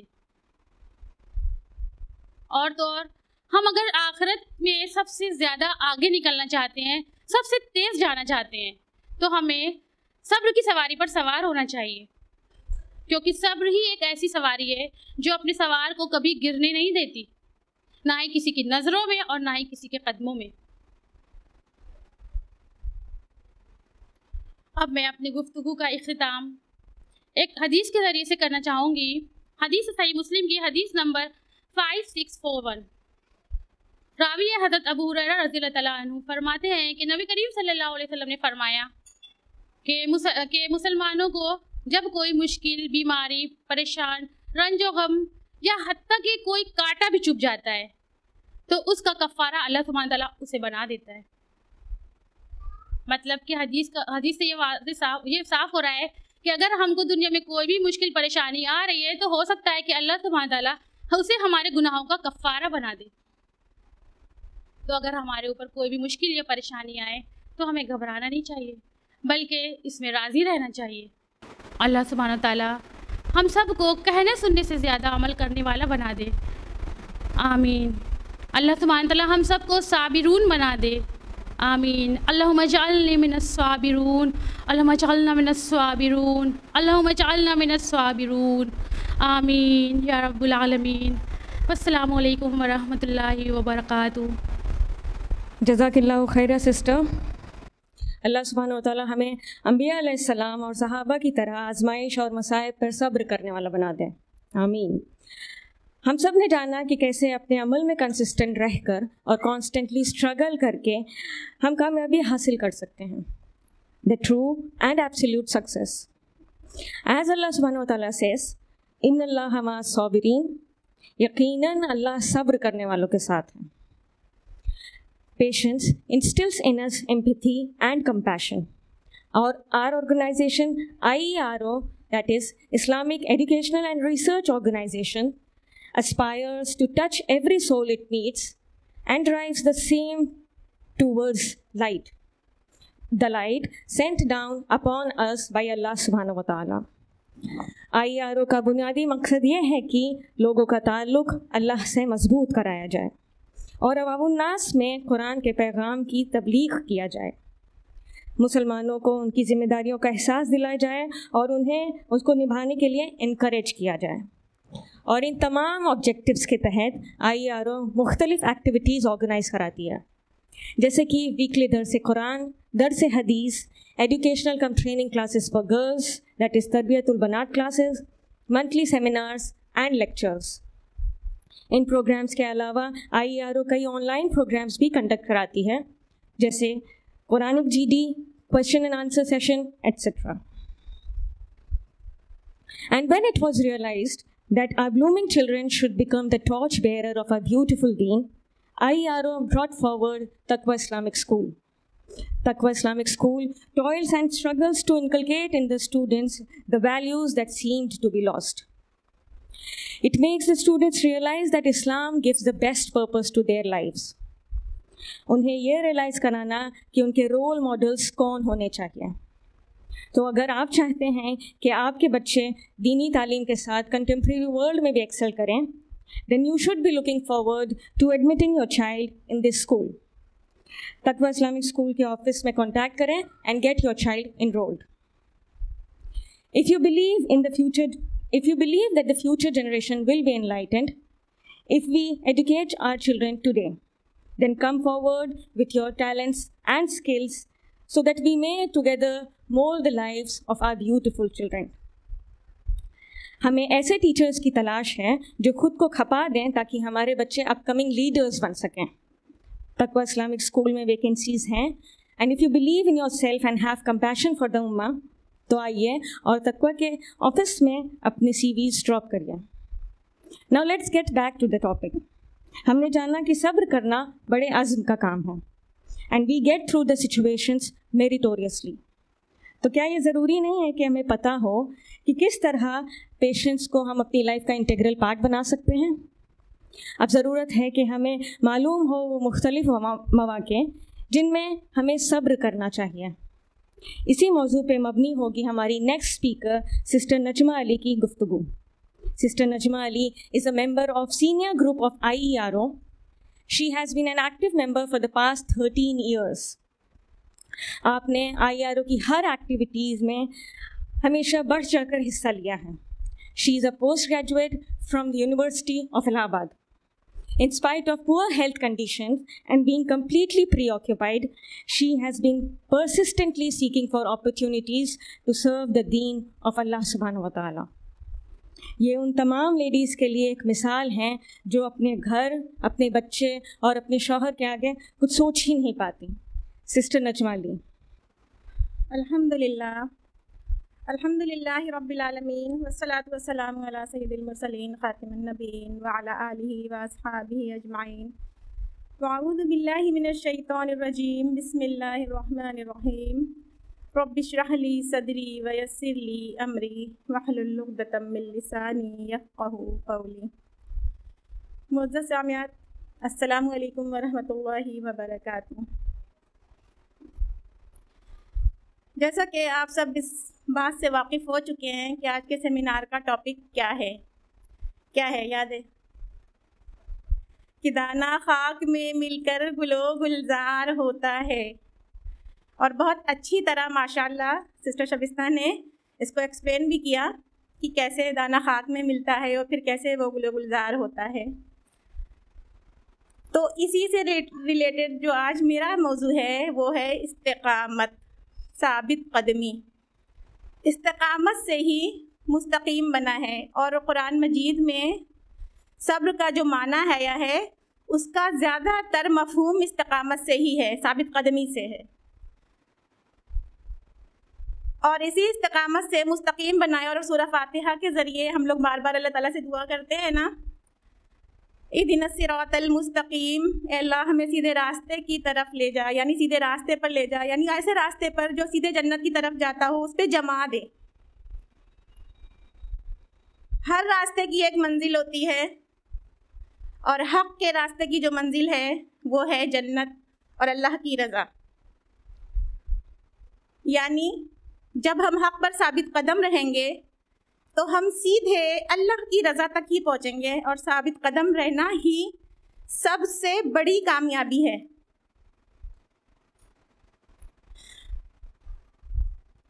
ابھی جیسا کہ شبستہ میم نے بتایا کہ صبر کے معنی استقامت بھی ہے اور برداشت کرنا بھی ہے. اگر ہم اس کو ایک جامع الفاظ میں کہیں تو ہم یہ کہیں گے ہر حال میں، چاہے وہ اچھے ہو یا برے، ثابت قدم رہنا حق پر. یہی ہے صبر۔ حق کیا ہے؟ اللہ کے احکام اور اللہ کے مطالبات ہی حق ہیں، اور کیسے بھی حالات آ جائیں اس پر ہمیں جمے رہنا ہے، رکے رہنا ہے، ثابت قدم رہنا ہے۔ اب ہم اس صبر کو اگر 3 پارٹ میں ڈیوائڈ کر کے سمجھیں تو ہمیں زیادہ آسانی ہوگی کہ ہم صبر کیسے کر سکتے ہیں یا کرتے ہیں۔ پہلا انہوں نے بتایا، یعنی شبستہ میم نے بتایا ابھی، کہ برداشت کرنا آزمائشوں میں، مصائب میں، تکلیف میں صبر کرنا کیا ہوتا ہے، بہت تفصیلی گفتگو کیا انہوں نے۔ اب انشاءاللہ ہم آپ کو بتائیں گے اس کا دوسرا پارٹ، گناہوں پر، گناہوں سے رکنے پر اور حرام سے رکنے پر، محرمات پر کیسے صبر کیا جائے۔ اور تیسرا حصہ اس کا جو ہے وہ ہے اطاعت پر صبر، اللہ کی عبادت اور اس کے دین کے راستے میں کیسے صبر کیا جائے۔ تو پہلے ہم یہ بتائیں گے کہ گناہوں پر رکنے پہ کیسے صبر ہم کر سکتے ہیں۔ گناہ بہت آسان ہوتے ہیں نا، مان لیجئے آج بے حجابی کا زمانہ ہے، لوگ بے حجاب بہت زیادہ ہیں اور بہت آسان ہوتا ہے بے حجابی کے ساتھ کہیں بھی جانا، لیکن حجاب پہن کے جانا مشکل ہوتا ہے۔ اب آپ اس ماحول میں حجاب میں ہیں، ڈٹے ہیں، یعنی حق پر ڈٹے ہیں اور کہیں بھی جانا ہے آپ حجاب میں جانے، اس کا مطلب ہے آپ ثابت قدم ہیں حق پر۔ جھوٹ بولنا بہت آسان ہے، کئی بار ایسا ہوتا ہے جھوٹ بول کے ہم بچ سکتے ہیں بہت سی جگہ سے، اور سچ بول کے پھنس جاتے ہیں، سچ بول کے تھوڑی مشکل آ جاتی ہے، لیکن ہم جھوٹ نہ بول کر سچ بولیں اور وہ پریشانی کو مول لے لیں، لیکن سچ پہ ڈٹے رہیں، یہی ہے ثابت قدمی، یہی ہے حق پر رکے رہنا، یعنی گناہوں سے رک کر حق پہ جم جانا۔ ہم عورتیں ہیں، انصاف بہت کم کر پاتے ہیں، اور ہم بار بار اس کو ایڈریس کرتے ہیں کہ عورتیں گھروں میں بڑی ناانصاف ہوتی ہیں۔ مثال کے طور پر جب عورت کے ہاتھ میں اقتدار آتا ہے گھر میں، تو کئی بار ہم لوگ نے دیکھا ہوگا، ایکسپیرینس کیا ہوگا کہ مان لیجئے مثال کے طور پر ایک ماں ہے جن کا ایک بہو اور بیٹا ہے، بیٹے کی غلطی ہے، بہو نے شکایت کی تو بیٹے کو نہیں ڈانٹا جائے گا، بہو کو ڈانٹا جائے گا، غلطی بہو کی بتائی جائے گی۔ یعنی اگر کوئی بات ایسی آ بھی گئی تو مائیں کیا کرتی ہیں، صرف اپنے بیٹے کا یا یوں کہہ لیجیے اپنے رشتوں کا ساتھ دیتی ہیں، انصاف کی بات نہیں کہتی۔ اگر ہم انصاف پر قائم رہیں، پھر وہ ہمارا کوئی بھی قریبی رشتہ دار ہو، بیٹا ہو، ماں باپ ہو، چاہے کوئی بھی قریبی رشتہ ہو، ہم انصاف کی بات بول رہے ہیں تو اس کا مطلب ہے ہم ثابت قدم ہیں حق پر۔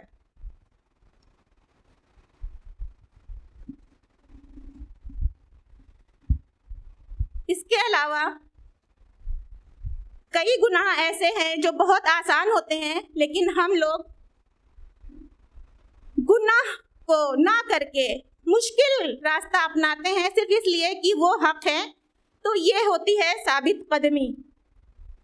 جیسے حرام چیزوں سے رکنے کے لیے کہا گیا ہے، گھر میں مصیبت آئی، پریشانی آ گئی، کچھ لوگ ہیں نشے میں ڈوب گئے، کوئی شراب نوشی کرنے لگا، تو کوئی سگریٹ، تو کوئی پان، تو کوئی بیڑ، جو جس کا جو نشہ ہے وہ اس میں ڈوب جاتا ہے، جبکہ مصیبت میں اللہ کی طرف رجوع کرنا چاہیے، لیکن اللہ کی طرف رجوع نہ کر کے ہم سب کیا کرتے ہیں، بہت سارے لوگ ایسی چیز اپنا لیتے ہیں جو حرام ہے، غلط ہے۔ اگر وہ نہ کر کے ہم خدا کی طرف رجوع کریں اور ہم انتظار کریں اور اپنے رب پہ توکل رکھیں کہ ابھی سب کچھ ٹھیک ہو جائے گا انشاءاللہ، میرا رب میرے ساتھ ہے، تو یقیناً رب ساتھ رہے گا اور ہم ثابت قدم رہیں گے۔ تو یہ ہے ثابت قدمی۔ بہت بار عورتیں کہتی ہیں نا، ارے بڑی مشکل، بڑی پریشانی میں چل رہے ہیں، کیا کریں، اپنے غم کو کیسے بھلائیں، ٹی وی کھول کے بیٹھ جاتی ہیں، دن بھر ٹی وی دیکھ رہی ہیں، غم بھلا رہی ہیں ٹی وی دیکھنے میں۔ تو یہ ثابت قدمی نہیں ہے، یہ حق پر نہیں جمے، آپ حق سے پھسل گئے۔ حق یہ ہے کہ کسی بھی مصیبت میں صرف اللہ کا ساتھ لیجئے، اللہ کی رحمت کا انتظار کیجئے، پھر دیکھیے اللہ تعالیٰ کیسے مدد کرتا ہے۔ حرام کمانا بہت آسان ہوتا ہے نا، ہمارے مرد حضرات جب کمانے کے لیے نکلتے ہیں تو ان کے لیے حرام کمائی زیادہ آسان پڑتی ہے بنسبت حلال کمائی کے۔ رشوت لینا، سود کھا لینا، کسی کو جھوٹ بول کے اپنا سودا بیچ دینا، یا بہت سی طرح سے حرام کمایا جا سکتا ہے۔ مثال کے طور پر ٹیچرز ہیں، بیٹھی ہیں آپس میں گاسپ چل رہی ہے ان کی، اور بچوں پہ دھیان نہیں، جبکہ ان کو کام کیا ہے، بچوں کو پڑھانا ہے، اپنا جو وقت آپ کا ہے وہ آپ کو بچوں کے ساتھ صرف کرنا ہے، وہ نہ کر کے بیٹھی باتیں کر رہی ہیں اور وقت ختم کر دیا۔ تو جو ان کا پیسہ آ رہا ہے نا ان کے پاس، وہ جائز نہیں ہے، پھر وہ اللہ تعالیٰ کے یہاں کاؤنٹ ہو رہا ہے۔ اگر یہ نہ کر کے ہر وقت یہ یاد رکھا جائے کہ ہم کس کام کے لیے یہاں آئے ہیں اور کون سی ذمہ داری ہمیں یہاں پوری کرنی ہے، اس کو پورا کر کے جو ہم کما رہے ہیں وہ حلال ہے، چاہے کیسی بھی کنڈیشن ہو ہم حلال ہی کمائیں، تو یہ ہے ثابت قدمی، یہ ہوا صبر۔ اسی طرح اطاعت پر صبر، یعنی اللہ کی عبادات اور اس کے دین کے راستے پر صبر۔ ہم بہت تفصیلی گفتگو اس بارے میں نہیں کریں گے، بہت ہلکے سے بتائیں گے آپ کو کیونکہ وقت کم ہو جاتا ہے۔ تو ہم صرف 5 فرائض آپ کو جو اللہ تعالیٰ نے فرض کیا عبادات میں، اس کے بارے میں بتا دیتے ہیں۔ اطاعت پر صبر یہ ہے جب سب سے پہلی عبادت ہم لیں گے توحید پر صبر، توحید پر ثابت قدم ہم کیسے رہ سکتے ہیں۔ ہم لوگ دعائیں مانگتے ہیں اللہ تعالیٰ سے، بہت دعا مانگتے ہیں اور لگتا ہے نہیں قبول ہو رہی ہے، یعنی ہم لوگوں کا مقصد حل نہیں ہو پا رہا ہے، نہیں قبول ہو رہی ہے۔ تو کئی بار کیا ہوتا ہے، کسی نے کہہ دیا یا ہمارے ذہن میں ایسے ہی وسوسہ آیا کہ چلو کہیں چلتے ہیں، کہیں اور سے جا کے فریاد کریں گے، وہاں منت مانگیں گے، اور یا تو کسی نے ذہن میں ڈال دیا کہ وہاں فلاں جگہ چلی جاؤ، وہاں پہ بڑی مرادیں پوری ہوتی ہیں، اور وہاں دعا مانگو جا کے، وہاں سے ملے گا۔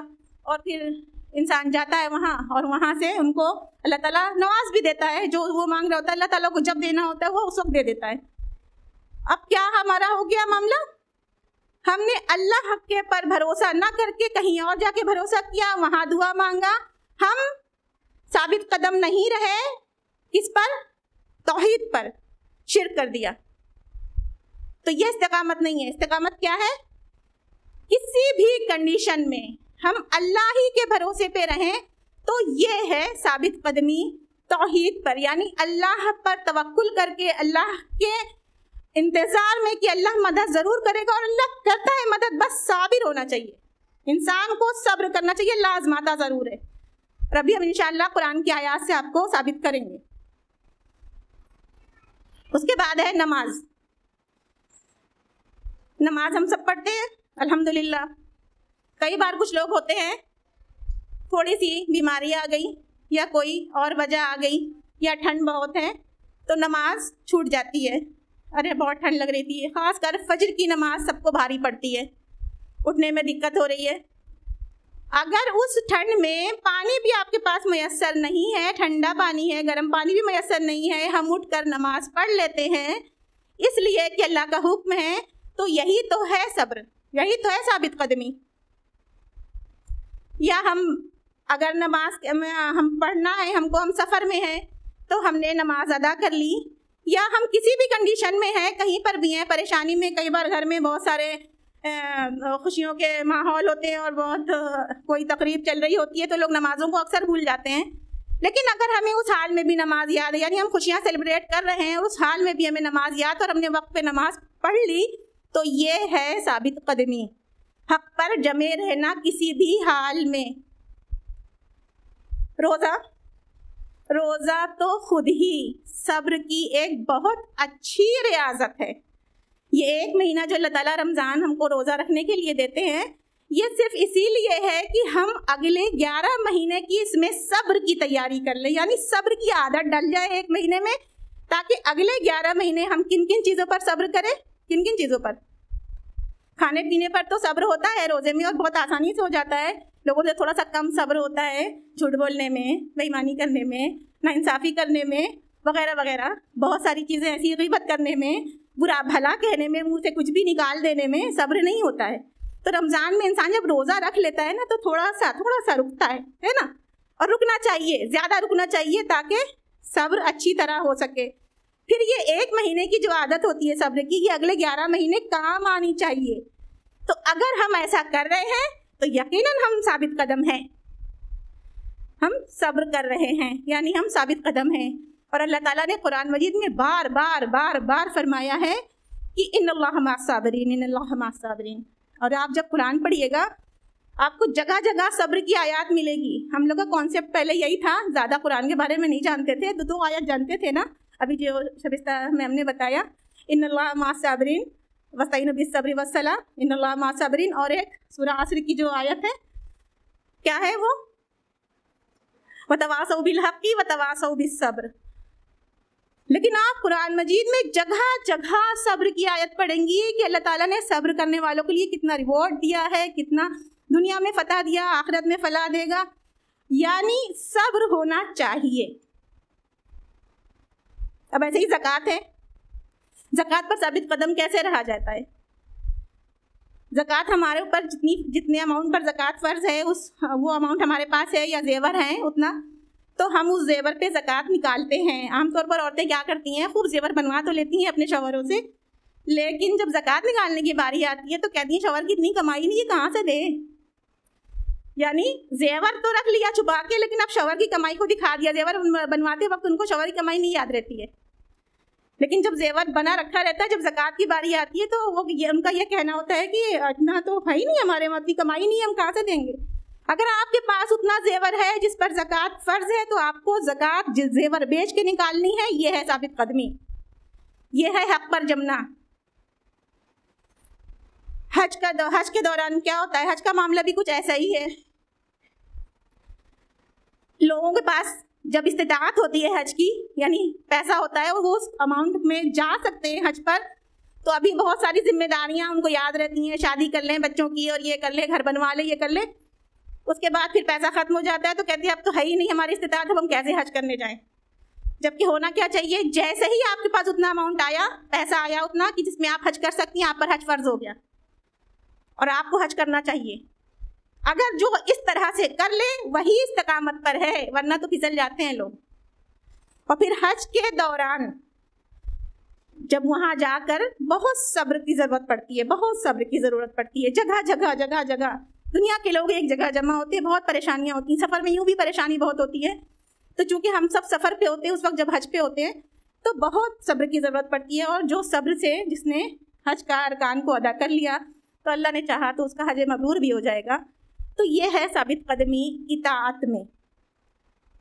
اور پھر اللہ کے راستے میں ثابت قدمی کیا ہے، اللہ کے دین کو پھیلانے میں.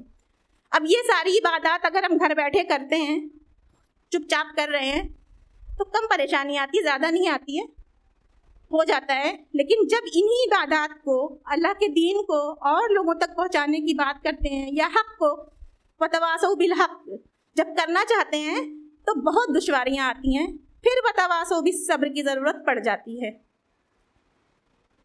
تو اب آئیے ہم لوگ یہ قرآن سے جانتے ہیں کہ کیسی کیسی پریشانی آتی ہے وتواصوا بالحق کے راستے میں. سورہ آل عمران آیت نمبر 186 اللہ تعالیٰ فرما رہا ہے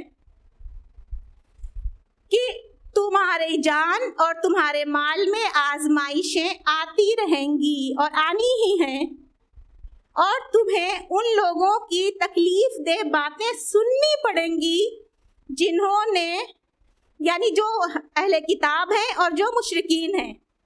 اگر تم نے صبر کیا اور تقوی اختیار کیا تو پھر یہی تو ہے بڑی ہمت کا کام. اللہ تعالیٰ کیا کہہ رہے ہیں کہ پریشانیاں تو آئیں گی اور تمہیں سننی بھی پڑیں گی بہت سی ایسی باتیں جس سے دل کو رنج ہوتا ہے، لیکن یہی ہمت کا کام ہے. اب ذرا امیجن کیجئے، آپ حق لے کے کہیں کھڑی ہوئی ہیں، قرآن و سنت کی بات کہیں کہہ رہی ہیں، اور لوگ آپ کو الٹا سیدھا کچھ بھی بول رہے ہیں کہ دیکھو ان کو دیکھو، بس کھڑی ہو جاتی ہیں، ارے ہمارے گھر میں یہ ہوتا ہے تو یہی ہوگا نا، تمہارے کہنے سے تھوڑی نہیں ہو جائے گا. یا آپ کہہ رہی نہیں یہ غلط ہے، یہ نہیں ہونا چاہیے، آپ رہنے دیجیے، آپ چپ رہیے، آپ زیادہ نہ بولا کیجیے. بہت سارے ایسے ہی ہم لوگوں کو کمنٹ سننے کو ملتے ہیں، اور اس سے کہیں زیادہ بھی مل جاتے ہیں کبھی کبھی. تو برداشت تو کرنا پڑے گا، اب جو یہاں بات کہی گئی ہے نا، یہ اہل کتاب کی طرف سے بھی اور مشرکین کی طرف سے بھی. تو آج ہم اپنے بیچ میں جب تبلیغ کی بات کرتے ہیں تو اہل کتابی تو سب ہوتے ہیں نا، سب قرآن والے ہوتے ہیں. کہتے تو سب اپنے آپ کو قرآن والے ہیں نا، مسلمان ہیں، لیکن جب قرآن کی ہی بات کہی جاتی ہے تو ان کو ناگوار گزر جاتی ہے، پھر وہ بدک جاتے ہیں. تو اگر ہم نے وہاں پر صبر کیا یعنی رکے رہے تو یہی ہے ثابت قدمی، ہمت کا کام ہے یہ. دوسری آیت ہے سورہ لقمان کی آیت نمبر 17. اللہ تعالیٰ کو حضرت لقمان علیہ السلام کی جو نبی نہیں تھے، اللہ کے ولی تھے، ان کی بات اتنی پسند آئی کہ اللہ تعالیٰ نے قرآن میں اتار دیا ان کے الفاظ کو. وہ اپنے بیٹے سے کہتے ہیں یا بنیا اقم الصلاۃ، اے میرے بیٹے نماز قائم کرو، وامر بالمعروف اور نیکی کا حکم دو، ونہا عن المنکر اور برائی سے رکو، وصبر علی ما اصابک اور صبر کرو اس میں جو تم پر جو اس سے مصیبت آئے. ان ذالک ان من عزم الامور، اور یہی بڑی ہمت والا کام ہے.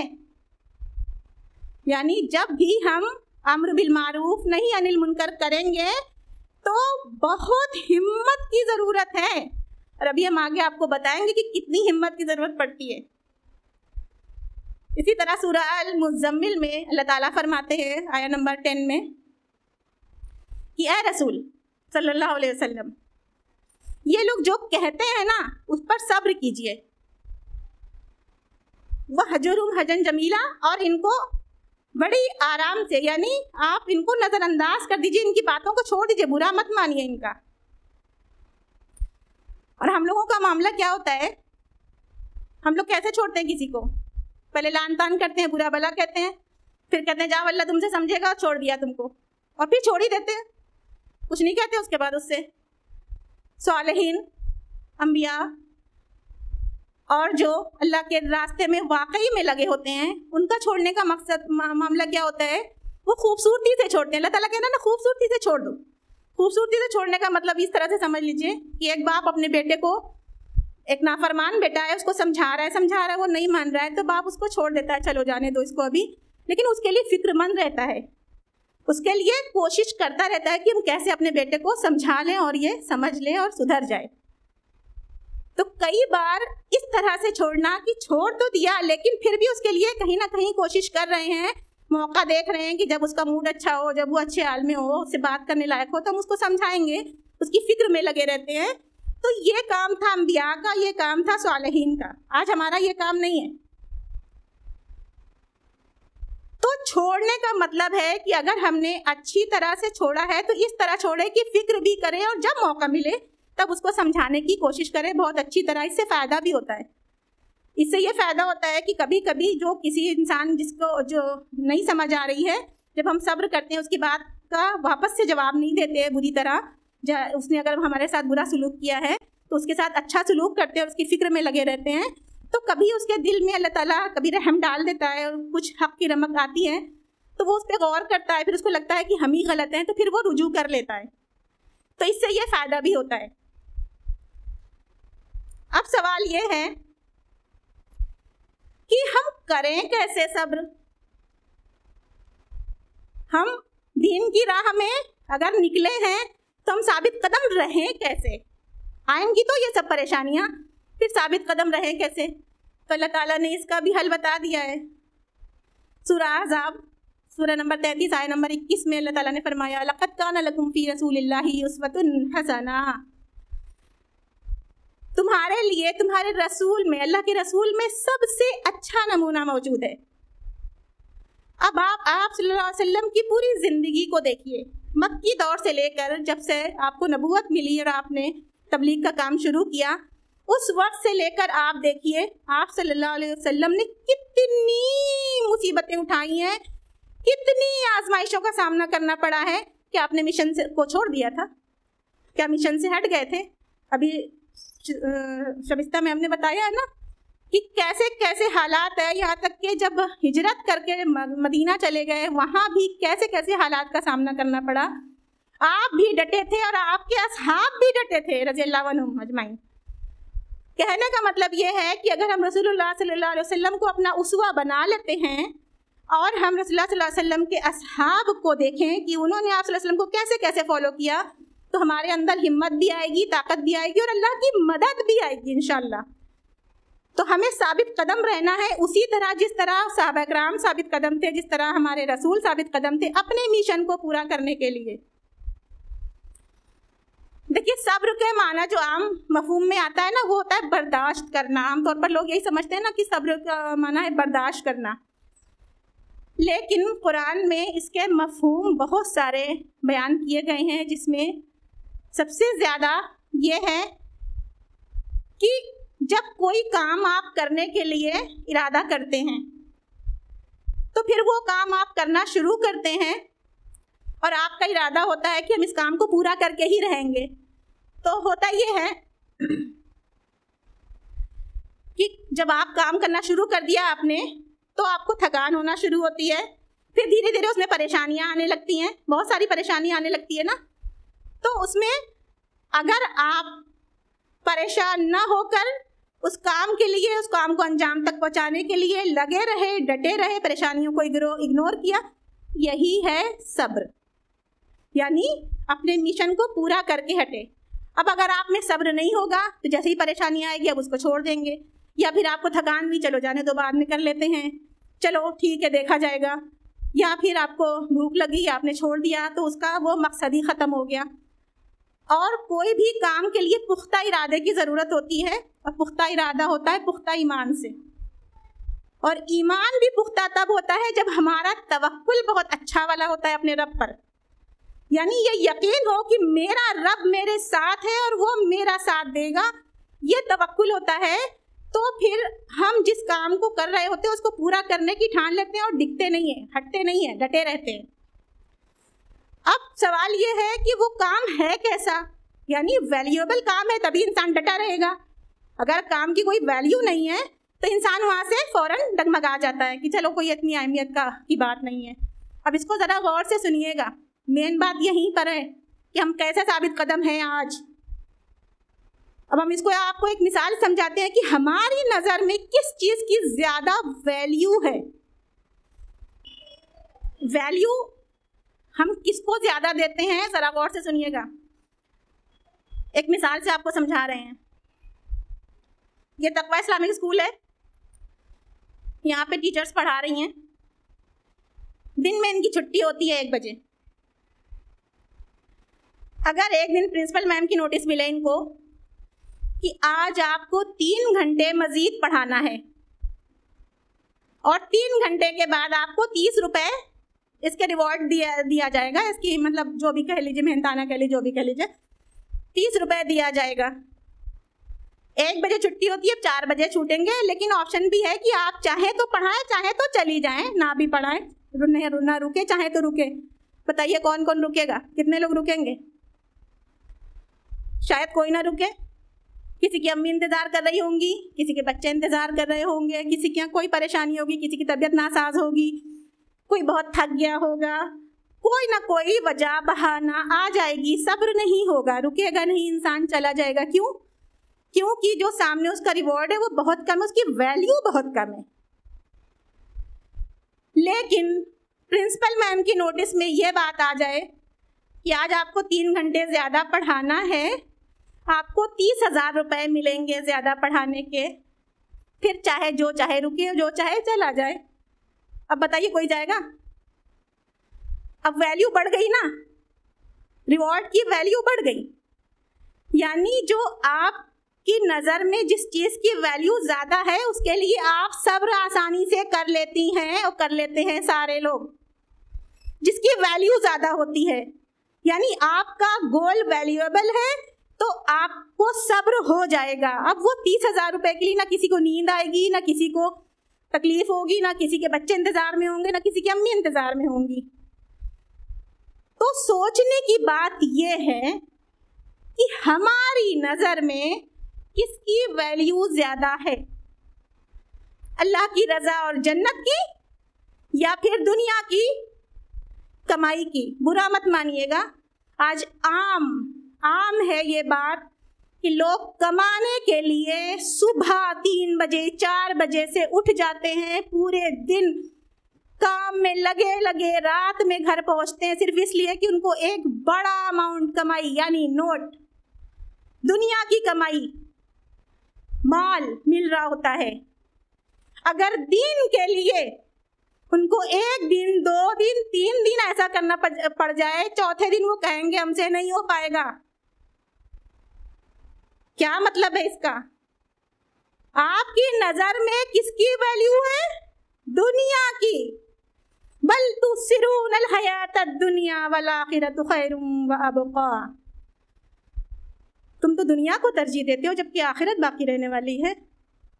اب ہمیں سوچنا چاہیے اس بات کو کہ اگر ہم جنت کو ویلیو دے رہے ہیں، اللہ کی رضا کو ویلیو دے رہے ہیں، تو اس سے بڑھ کے کوئی کام دنیا میں ہونا نہیں چاہیے۔ اور یہی کام تھا صحابہ کرام کا۔ صحابہ کرام کی نظر میں گول جو تھا وہ سب سے بڑا جنت اور اللہ کی رضا تھی اور دین کو قائم کرنا تھا۔ تو اس لیے وہ کہیں ڈگے نہیں، وہ ڈٹے رہے، اپنے مشن پہ ڈٹے رہے اور اپنی جانیں گنوا دی، جانیں قربان کر دی، لیکن اپنے مشن سے نہیں ہٹے۔ آج کا مسلمان وہ نہیں کر رہا ہے، جبکہ اسی رسول کی امت ہے، اسی خدا کو ماننے والا ہے، اسی قرآن کو ماننے والا ہے۔ کیوں؟ غلطی کہاں ہے؟ جی، غلطی بھی ہمارے گھر سے ہی شروع ہوتی ہے۔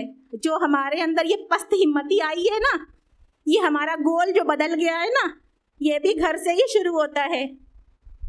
سب سے پہلے تو غلطی ہے ہمارے گھروں میں ماحول سازگار نہ ہونے کی، تربیتیں غلط ہونے کی۔ ہم اپنے بچوں کو کیا تربیت دیتے ہیں آج کل؟ میرا بیٹا بڑا ہوگا تو کیا بنے گا؟ فلاں افسر بنے گا، اتنا بڑا وہ بنے گا، عہدہ اس کو ملے گا، IAS آفیسر بنے گا، کیا کیا بنے گا، پائلٹ بنے گا۔ کبھی یہ کہتے ہیں میرا بیٹا بڑا ہوگا ابو بکر عمر بنے گا، عثمان علی بنے گا۔ کبھی کہتے ہیں میرا بیٹا جائے گا اللہ کے راستے میں، اپنے آپ کو بھی قربان کرے گا، ہمیں بھی اللہ کے ہاں سرخرو کرے گا۔ کبھی کہتے ہیں بیٹا اب آپ کا نام بہت روشن کرنا۔ کہاں؟ دنیا میں۔ آخرت کا ہوش نہیں رہتا ہے۔ ہماری تربیتیں غلط ہیں، ہم اپنے بچوں کو اچھی تربیت نہیں دے رہے ہیں، تو بچے کیا بنیں گے؟ پیسہ کمانے کی مشین نہیں تو بنیں گے۔ بچوں کو کہاں سے سمجھ آئے گا کہ ہمیں کیا کرنا ہے، میرا ٹارگٹ کیا ہے؟ بچوں کا ٹارگٹ تو پیسہ کمانا ہوتا ہے نا، کیونکہ ہم ان کو بتاتے ہیں تمہارا ٹارگٹ پیسہ کمانا بیٹا، اتنے بڑے افسر بننا، اتنا بڑا بزنس کرنا، اتنے بڑے آدمی بننا، ایسے گاڑیوں میں گھومنا، ویسے بنگلو بنوانا۔ ہمارا ٹارگٹ یہ نہیں جنت بنوانا۔ اور تربیت میں کمی کیسے ہوتی ہے؟ گھر میں دینی ماحول نہیں ہے، ہم لوگ دین سے جڑے نہیں ہیں، دین پہ ثابت قدم نہیں ہے۔ ہم لوگ جب لڑکی اور لڑکے کا انتخاب کرنے جاتے ہیں شادی کے لیے تو کیا دیکھتے ہیں؟ مالدار گھرانہ دیکھتے ہیں، اونچا اسٹیٹس دیکھتے ہیں، لڑکی کے لیے خوبصورتی دیکھتے ہیں، دینداری دیکھتے ہیں۔ اگر دیندار لڑکی ہے تو پھر کچھ نہ کچھ کمی تو ہوگی کہیں نہ کہیں۔ اچھا، ابھی کچھ لوگ دیندار لڑکی دیکھنے لگے ہیں، ہاں ہمیں دیندار لڑکی چاہیے۔ ہم سب کو تو نہیں کہیں گے، لیکن کچھ لوگوں کے ذہن میں ایک بات اور رہتی ہے، دیندار لڑکی لائیں گے، گھر میں اپنے من سے رکھیں گے، اپنے حساب سے ظلم ڈھائیں گے، وہ صبر کرے گی اور ذرا سا سر اٹھائے گی تو کہیں گے بڑی دیندار تھی تم، تو تمہیں کیا ہو گیا ہے، تم صبر کیوں نہیں کر پا رہی ہو؟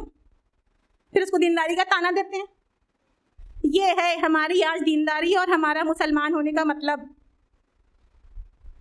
اگر آپ لڑکی دیکھنے جا رہے ہیں نا، دیندار لا رہے ہیں، تو اگر مائیں دیکھنے جا رہی ہیں برا مت مانیے گا، تو پہلے مائیں بھی دیندار بنے اور بہو دیندار لا، دونوں دیندار ہوں تو بات بنے گی۔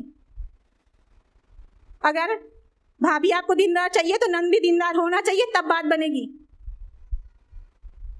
اگر آپ کو گھر کا داماد دیندار چاہیے تو آپ کی بیٹی بھی دیندار ہونا چاہیے، تب بات بنے گی۔ ایک آدمی کے دیندار ہونے سے ایک آدمی پھر سہنا شروع کر دیتا ہے۔ اور دیندار لانے کی اگر نیت یہ ہے کہ میرے گھر میں اچھا ماحول ہو، بچوں کو اچھی تربیت ہو، تو ظاہر سی بات ہے آپ بھی پھر ہیلپ کریں گی ساتھ میں اس ماحول میں، تو جا کے اچھی تربیت ملے گی بچوں کو۔ ایک چیز اور ہے، ہم لوگ بہت تعصب پسند لوگ ہو گئے ہیں آج کل۔ یہی تعصب پسندی نے ہم لوگوں کو فرقوں میں بانٹ کے رکھا ہوا ہے. ہم لوگ جب بھی کبھی کوئی بھی قرآن و سنت لے کے کھڑا ہوتا ہے فوراً کیا کہا جاتا ہے؟ یہ فلاں فرقے سے ہے، اس کا مطلب ہے یہ غلطی ہے، اب یہ صحیح ہو نہیں سکتی کیونکہ یہ ہمارے فرقے سے نہیں ہے. اس تعصب پسندی نے اس قوم کو ذلیل و خوار کر دیا ہے. یہ ٹکڑوں میں بٹ کے تعصب میں جا کے یہ قوم اتنی کمزور ہو گئی ہے کہ یہ خوفزدہ رہنے لگی ہے، یہ پست حال ہو گئی ہے. اب اس میں اعلیٰ انسان، اعلیٰ معیار اور اعلیٰ اخلاق کے لوگ نہیں ملتے، صرف اس لیے کہ میرا عالم، میرا پیر، میرا جو مرید اور میرا بس میرا. قرآن و سنت کی کوئی بات کرے وہ نہیں لینا ہے، جو میری بات کرے وہ ٹھیک ہے. میرا کا مطلب میرے ذہن والی بات. ابھی ہم ایک آپ کو لاسٹ میں حدیث سنائیں گے، پوری بات اس میں رکھی ہے. اسی طرح ہمارا جو علمی فکر ہے، ہماری نا علمی فکر وہ بہت کمزور ہو گئی ہے. ہم دنیا کا علم کچھ تو حاصل کر لیتے ہیں، کچھ، جبکہ مسلمان اور لوگوں سے بھی بہت پیچھے ہیں، لیکن پھر بھی ہم دنیا کے کچھ علوم تو حاصل کر لیتے ہیں. جیسے ہی قرآن و سنت کی باری آتی ہے ہم سب سے پیچھے چلے جاتے ہیں اور ہم کہتے ہیں میں نہیں سمجھ میں آ رہا ہے. سمجھنا ہی نہیں چاہیں گے تو آئے گا کہاں سے سمجھ میں؟ ہم اسی انسٹیٹیوشن کی بات بتا رہے ہیں یہاں IERO میں. جب تربیہ کلاس کے لیے ایڈمیشنز ہوتے ہیں تو وہ روم پورا ہال بھرا رہتا ہے، اتنے لوگ ایڈمیشن لے لیتے ہیں، لیکن ثابت قدم نہیں رہ پاتے لوگ علم حاصل کرنے پر. بیچ میں ہی چھوڑ کے غائب ہو جاتے ہیں. جب کلاس اینڈ پہ آتا ہے، یعنی فائنلی جب ایگزام ہوتا ہے، چند لوگ ایگزام کوالیفائی کرتے ہیں، چند لوگ، 2 4 6 کہہ لیجیے، بس اس طرح سے. یہ ہے ہماری ثابت قدمی علم کو حاصل کرنے میں، وہ بھی دین کا علم، جو علم دونوں جہاں میں لوگوں کو کامیابی جس علم نے دیا، اس علم میں ہم پیچھے رہتے ہیں ایک دم. تو کہاں سے آئے گی اللہ کی مدد؟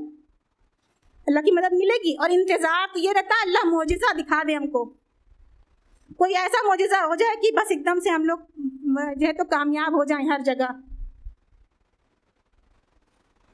تاریخ گواہ ہے اس قوم کو عروج اسی وقت تھا جب اس قوم میں معیاری لوگ تھے، بلند اعلیٰ اخلاق کے لوگ تھے، ان کی مائیں بلند ہوا کرتی تھیں. لیکن دھیرے دھیرے یہ قوم جو پست ہوئی، وہ اس وقت حاکم ہوا کرتے تھے لوگ. آج یہ قوم محکوم اس لیے ہوئی کہ یہ زوال پذیری اس کو اس لیے نصیب ہوئی کہ اس نے علمی فکری باتوں کو چھوڑ دیا، یہ عیاش ہو گئی ہے. ہماری سوچ جو محدود ہو گئی ہے نا، ہم لوگ بس صرف اپنا گھر، اپنے بچے، کھانا پینا اور سو جانا. کیا فرق ہے کفار میں اور مسلمان میں؟ وہ بھی کماتے ہیں، صبح اٹھ کے محنت کرتے ہیں، جاتے ہیں، لاتے ہیں گھر میں عورتیں کھانا بناتی ہیں، بچوں کو کھلاتی ہیں، اور جو گھریلو کام ہے وہ کرتی ہیں، سو جاتی ہیں. وہی روٹین ان کا ہے، وہی روٹین مسلمانوں کا ہے. کیا فرق ہے ہم میں ان میں؟ کیوں آئے گی اللہ کی مدد ہمارے لیے؟ جبکہ اللہ تعالیٰ نے دنیا میں بھی ہمیں فتح دینے کا وعدہ کیا ہے اور آخرت میں بھی فلاح دینے کا وعدہ کیا ہے. اللہ تعالیٰ سورہ انفال میں فرماتا ہے کہ اے نبی، اپنی امت کو جہاد کے لیے یعنی کوشش کے لیے ابھاریے. آپ کے اگر 20 ہوں گے تو 200 پر غالب آئیں گے، اور اگر آپ کے 100 ہوں گے تو 1000 پر غالب آئیں گے.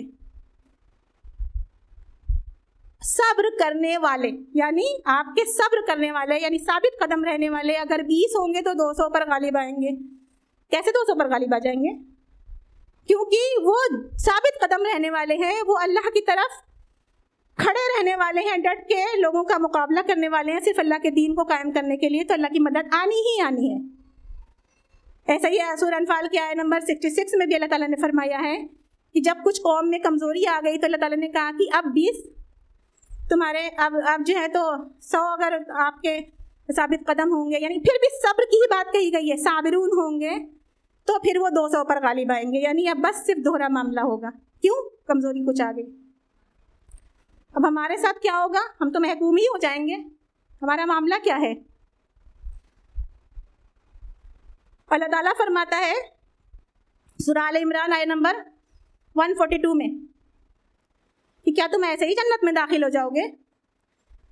کیا ہم تمہیں آزمائیں گے نہیں؟ اور ابھی تو اللہ نے معلوم ہی نہیں کیا تم میں جہاد کرنے والا کون ہے، یعنی کوشش کرنے والا کون ہے، اور تم میں صابر کون ہے، صابرون کون لوگ ہیں. تو اللہ تعالیٰ جب تک آزما نہیں لے گا صابرون کو، جو ڈٹے رہنے والے ہیں، جو ثابت قدم رہنے والے ہیں ہر حال میں، تبھی ان کو مدد دے گا. اور آپ جگہ جگہ پڑھیے گا، اللہ تعالیٰ نے بار بار یہ کہا ہے کہ بیما صبروا، جنہوں نے صبر کیا، جو لوگ صبر کرنے والے ہیں ان کے 5000 فرشتے نشان لگے ہوئے وہ اتارے گا. جگہ جگہ جگہ صبر کی آیت ہے کہ بس ثابت قدم رہنے والے، اور اس کا ریوارڈ بھی جو اللہ نے بیان کیا ہے کہ ہم یہ دیں گے یہ دیں گے، ابھی ہم آپ کو بتاتے ہیں. تو سب صابرون کے لیے بیما صبروا کیونکہ انہوں نے صبر کیا. یہ تو تھی دنیا میں فتح کہ اللہ تعالیٰ دنیا میں بھی فتح انہی لوگوں کو دیتا ہے جو صبر کرتے ہیں، اور آخرت میں بھی فلاح ان لوگوں کو دے گا جو صابر ہے. جیسا کہ ابھی سسٹر شبیستہ نے آپ کو بتایا تھا نا کہ سورہ فرقان کی آیت نمبر 75 کہ اللہ تعالیٰ کہہ رہا ہے کہ تمہیں ہم آخرت میں یعنی جنت کے بالا خانوں میں جگہ دیں گے، اور یہ اس کا بدلہ ہے جن لوگوں نے صبر کیا، جو ثابت قدم رہے. تو جنت کے بالا خانے ایسے ہی تو نہیں مل جائیں گے نا، ہمیں اس کے لیے اسٹرگل تو کرنا پڑے گا نا، محنتیں تو کرنی پڑیں گی نا. اور پھر اس میں اللہ تعالیٰ نے لاسٹ میں کہا نا وَيُلَقَّوْنَ فِيهَا تَحِيَّةً وَسَلَامًا، اس کا مطلب ہے کہ پیشوائی کی جائے گی آپ کا ویلکم کیا جائے گا. جب آپ جنت میں داخل ہوں گے تو آپ کا ویلکم کیا جائے گا دعاؤں سے، خیر الفاظ سے، اچھے الفاظوں سے اور سلام سے. اور آپ جب داخل ہوں گے تو آپ کے لیے مشروبات، یعنی جس کو ہم لوگ اسٹارٹر کہتے ہیں نا، جب انسان کسی کے وہاں داخل ہوتا ہے. اب آپ امیجن کیجئے کہ اگر ہم کسی کے وہاں مہمان بن کے گئے ہیں اور وہاں پر ہم انٹر کر رہے ہیں تو ہمیں عطر لگایا جا رہا ہے، پھول ڈالے جا رہے ہیں اور بڑی دعائیں دی جا رہی ہیں سلامتی کی، اور سلام کہہ کے اندر لے جایا جا رہا ہے، اور پھر بڑی عزت افزائی کے ساتھ بیٹھا کے ان کے پسند کے مشروبات، یعنی ان کے ڈرنکس ہو یا جو بھی ان پسند کرتے ہیں ان کے آگے لا کے رکھ دیا. گرمی کا دن ہے تو ٹھنڈا لا کے رکھ دیا، جاڑے کا دن ہے تو کچھ گرم چائے کافی یا اس سے کچھ ایسی چیزیں جس سے اس کو عافیت ہو جائے فوراً اور اچھا فیل ہو. تو اب یہ اگر فرشتے کر رہے ہوں جنت میں تو کیا عالم ہوگا.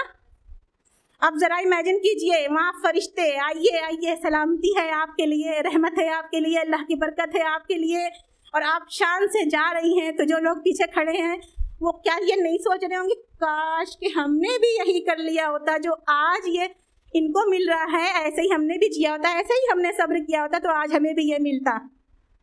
تو ابھی ہے وقت، کر لیجئے وہی جو اللہ نے مطالبہ کیا ہے کہ صبر کرو، ڈٹے رہو ہر حال میں، حق پہ ثابت قدم رہو. تب جا کر اللہ تعالیٰ تم کو اتنا نواز دے گا کہ تم خوش ہو جاؤ گے. اسی طرح اللہ تعالیٰ نے سورہ مومنون میں فرمایا آیت نمبر 111 میں کہ تمہارا بدلہ صرف صبر کی وجہ سے ہم دیں گے، اور یہی سب سے بڑی کامیابی ہے. اور یہ صابر لوگوں کی ایک لسٹ بیان کی اللہ تعالیٰ نے سورہ مومنون میں، آپ پڑھ لیجئے گا آیت نمبر 1 سے 11 تک کہ کون لوگ ہیں صابر. اور اسی طرح سورہ فرقان میں بھی آیت نمبر 63 سے 75 تک جو بیان ہوا ہے صابرون کی لسٹ ہے کہ یہ کرتے ہیں رحمان کے بندے یہ لوگ ہیں. اب اللہ تعالیٰ نے بس صرف ایک لفظ ادا کیا لاسٹ میں کہ صابرون کے لیے پھر میرا بدلہ ہے یہ جنت. اسی طرح سورہ دہر میں اللہ تعالیٰ فرما رہا ہے کہ تمہارا بدلہ تم کو ہم جنت دیں گے، یعنی ان کے صبر کا بدلہ، بما صبروا وجزاہم بما صبروا جنتا وحریرا. ان کے صبر کا بدلہ ہے جنت اور ریشمی لباس. اور اس کے پہلے والی جب آیت آپ پڑھیے گا تو اس میں یہ ہے کہ یہ لوگ اپنی ضرورت کو روک کر، خود بھی ضرورت مند ہیں، اپنی ضرورت کو روک کر دوسروں کی ضرورتیں پوری کرتے ہیں. خود بھوکے رہتے ہیں لیکن کوئی بھوکا ان کے سامنے ہو تو اس کو کھانا کھلا دیتے ہیں. تو ان کے صبر کی وجہ سے ہم ان کو یہ جنت دیں گے جس میں کھانے پینے کی ہر چیز کی بہترین والی آرام و آسائش ہوگی اور فراوانی ہوگی، اور ریشمی لباس بھی دیں گے. ہمارا معاملہ کیا ہے؟ صبر ہوتا ہے ہم سے؟ اگر اللہ تعالیٰ ہمیں نعمتوں سے بھی نواز دیتا ہے نا دنیا میں تو ہم سے صبر نہیں ہوتا. جب اللہ تعالیٰ دنیا میں مال و دولت دیتا ہے, بہت عہدہ کوئی اچھا دے دیتا ہے, بہت اقتدار دے دیتا ہے, ہمیں مال و دولت دیتا ہے, تو انسان اترا آ جاتا ہے, دوسروں کی تذلیل کرنے لگتا ہے, خود کو بڑا اعلیٰ و عرفہ سمجھنے لگتا ہے, تکبر کرنے لگتا ہے. اچھا, اللہ تعالیٰ نے ایک آیت ایسی بھی نازل کی ہے قرآن میں جس میں یہ کہا گیا ہے کہ خوشی میں بھی صبر ہوتا ہے. یعنی آپ بہت خوش ہیں, آپ کو اللہ نے نعمتوں سے نوازا ہے, تو اس میں بھی صبر کی ضرورت ہے. کبھی سنا ہے آپ نے؟ کبھی لوگ تو صبر کی تلقین کب کرتے ہیں؟ جب انسان پریشان ہوتا ہے, کوئی فوت ہو گیا, کوئی ایکسیڈنٹ ہو گیا, کوئی بھی پریشانی آ گئی, بہن صبر کرو, بہن صبر کرو. آپ بہت خوش ہیں, خوشی کو سیلیبریٹ کر رہے ہیں, کوئی آپ سے آ کے کہے بہن صبر کرو, بہن صبر کرو, خوشی کا موقع ہے. سب کبھی ایسا ہوا ہے؟ نہیں ہوا نا. جب کہ ضرورت ہوتی ہے اس وقت بھی صبر کی. اللہ تعالیٰ سورہ ہود میں آیا نمبر 9, 10 اور 11 میں اللہ تعالیٰ فرما رہے ہیں کہ جب ہم ان سے کوئی نعمت لے لیتے ہیں یا ان کو نعمت نہیں دیتے ہیں تو یہ مایوس ہو جاتے ہیں اور کفر کرنے لگتے ہیں. جیسا کہ ابھی ہم نے بتایا نا کہ جیسے ہی اللہ تعالیٰ کی طرف سے دعا نہیں قبول ہوتی ہے تو کہیں اور چلے جاتے ہیں. اور جب ہم ان کو نعمتیں دیتے ہیں تو یہ کہتے ہیں اب تو میری مشکلیں دور ہو گئیں, اور اب وہ شیخی کھورے ہو جاتے ہیں. اور پھر اللہ تعالیٰ کہہ رہا ہے آیت نمبر 11 میں, اِلَّا الَّذِينَ, سوائے ان لوگوں کے, بِمَا صَبَرُوا, جنہوں نے صبر کیا, وَعَمِلُوا الصَّالِحَاتِ, اور نیک عمل کیا. یعنی سوائے ان لوگوں کے یہ سب کام کرتے ہیں جو صبر کرنے والے ہیں. یعنی صبر کرنے والوں کے سوا یہ لوگ کرتے ہیں. جو صبر کرنے والے وہ ایسا کام نہیں کرتے. کہنے کا مطلب یہ ہے کہ جو ثابت قدم رہنے والے ہیں وہ اس طرح کے کام نہیں کرتے کہ جب اللہ تعالیٰ کی طرف سے کوئی پریشانی آ گئی تو اس میں مایوس ہو گئے, کفریہ جملے ادا کیا اور جو ہے تو شکایتیں کرنے لگے, اور جب کوئی خوشی آ گئی تو ایک دم ہی سے خوشیوں میں پاگل ہو گئے اور اللہ کو ہی بھول گئے, غافل ہو گئے. اور عام طور پہ ہم دیکھتے ہیں نا, لوگ غافل ہو جاتے ہیں خوشی کے موقع پر, کوئی خوشی سیلیبریٹ کر رہے ہوں تو اللہ ہی سے غافل, نماز ہی چھوڑ دیتے ہیں, بھول جاتے ہیں, اور کی تو بات ہی دور ہے. پھر مال اگر آ گیا تو بہت اسراف اور تبذیر میں لگ جاتے ہیں, اور اگر کوئی ٹوک بھی دے تو کہتے ہیں کس سے مطلب ہے کیا, میرا مال ہم چاہے جیسے خرچ کریں. لیکن صبر کرنے والے ایسے نہیں ہوتے. خوشیوں میں بھی ثابت قدم رہنے والے مال کو اللہ کی مرضی کے مطابق ہی صرف کرتے ہیں, اور یاد رکھتے ہیں کہ ہمیں خوشی میں کیسے سیلیبریٹ کرنا ہے. خوشی میں کیسے سیلیبریٹ ہوتا ہے؟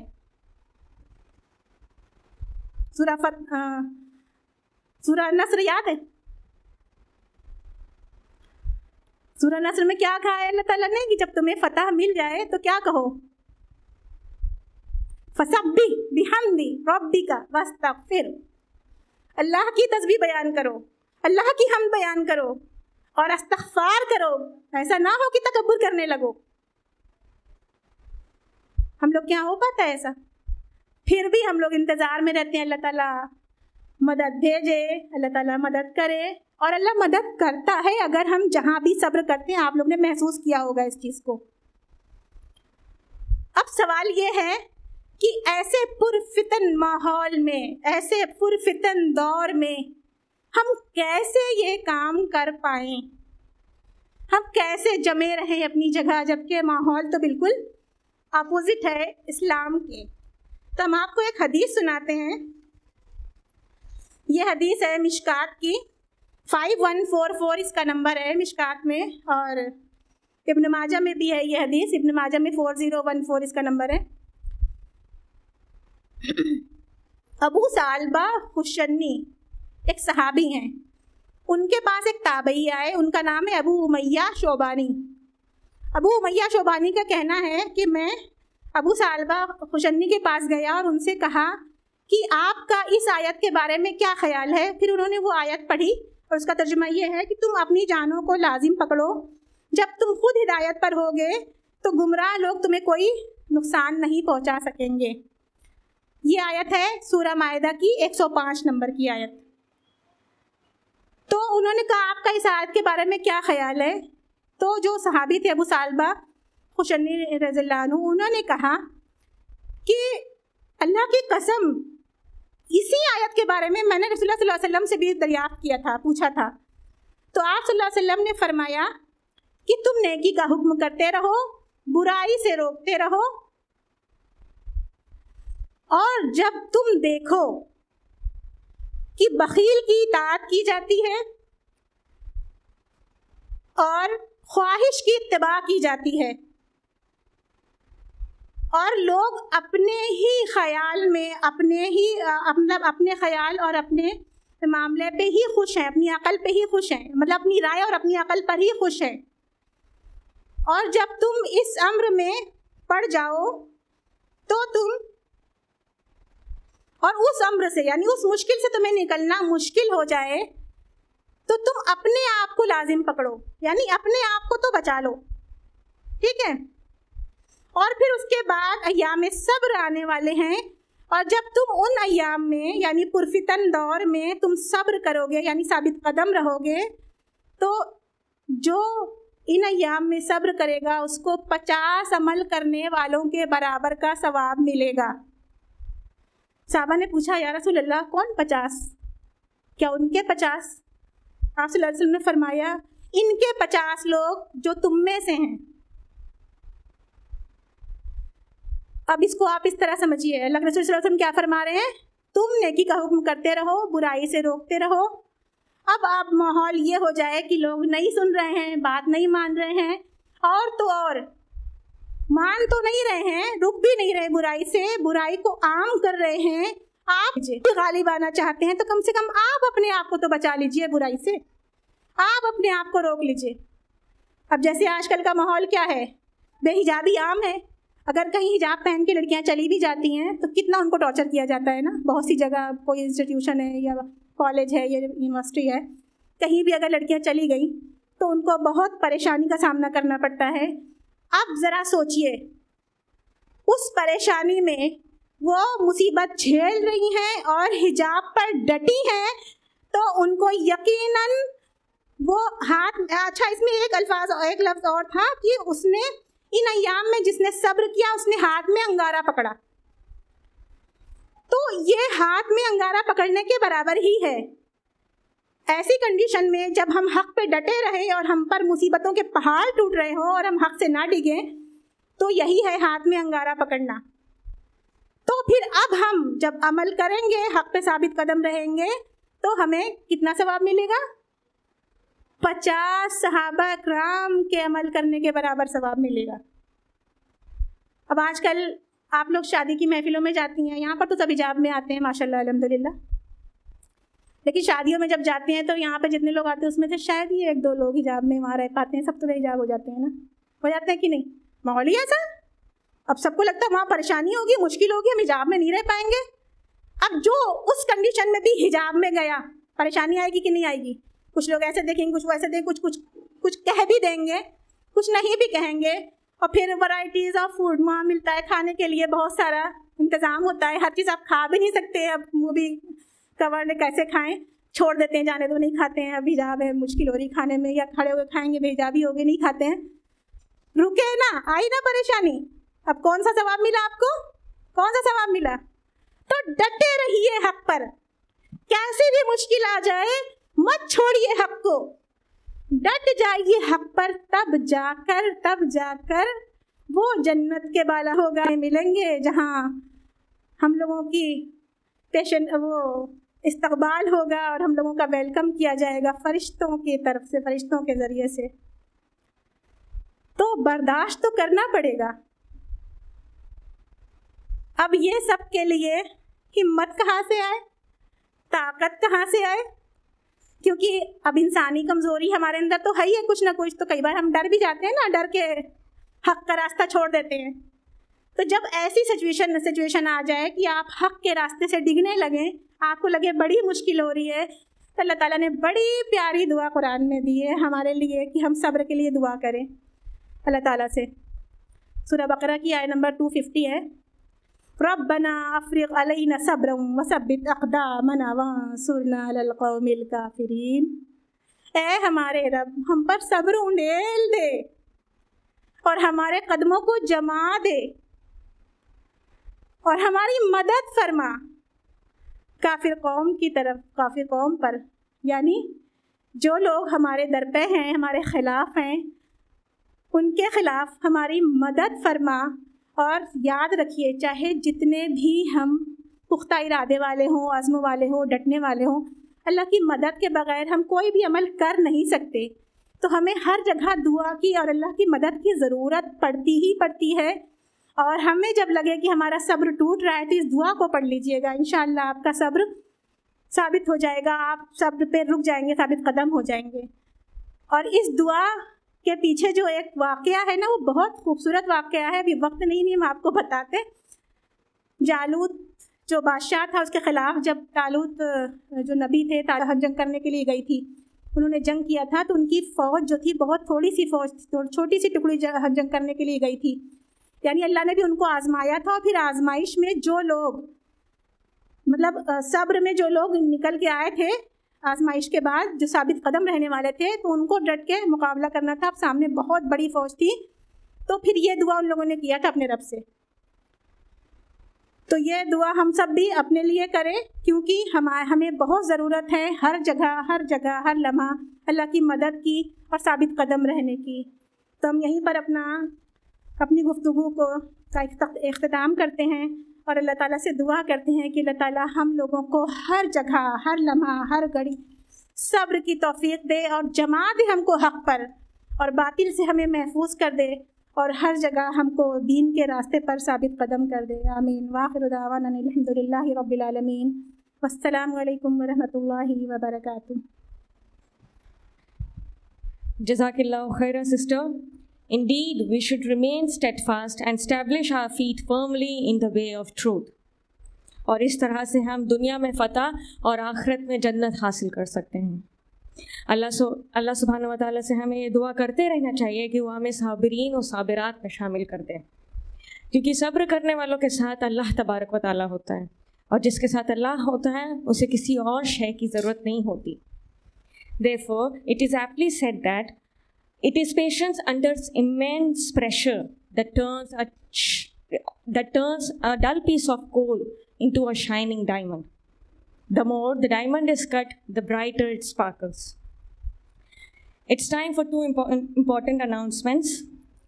Next Sunday, that is 12th of March کو IERO کی طرف سے ایک پبلک لیکچر آرگنائز کیا جا رہا ہے for both ladies and gents، جس کا ٹاپک ہے career and compassion in education. The speaker would be علامہ سید عبداللہ طارق صاحب۔ آپ سبھی سے گزارش ہے کہ اپنی پوری فیملی کے ساتھ نیکسٹ سنڈے بھی ہمیں جوائن کریں۔ And if you have sincere intentions and set your goals high, here's an opportunity for you. انشاءاللہ IERO اپنی تربیت البنات کلاس کا نیکسٹ بیچ سمر ویکیشن میں جوائن کرے گا۔ Kindly keep in touch for further details. جزاکم اللہ خیرا، والسلام علیکم ورحمۃ اللہ وبرکاتہ۔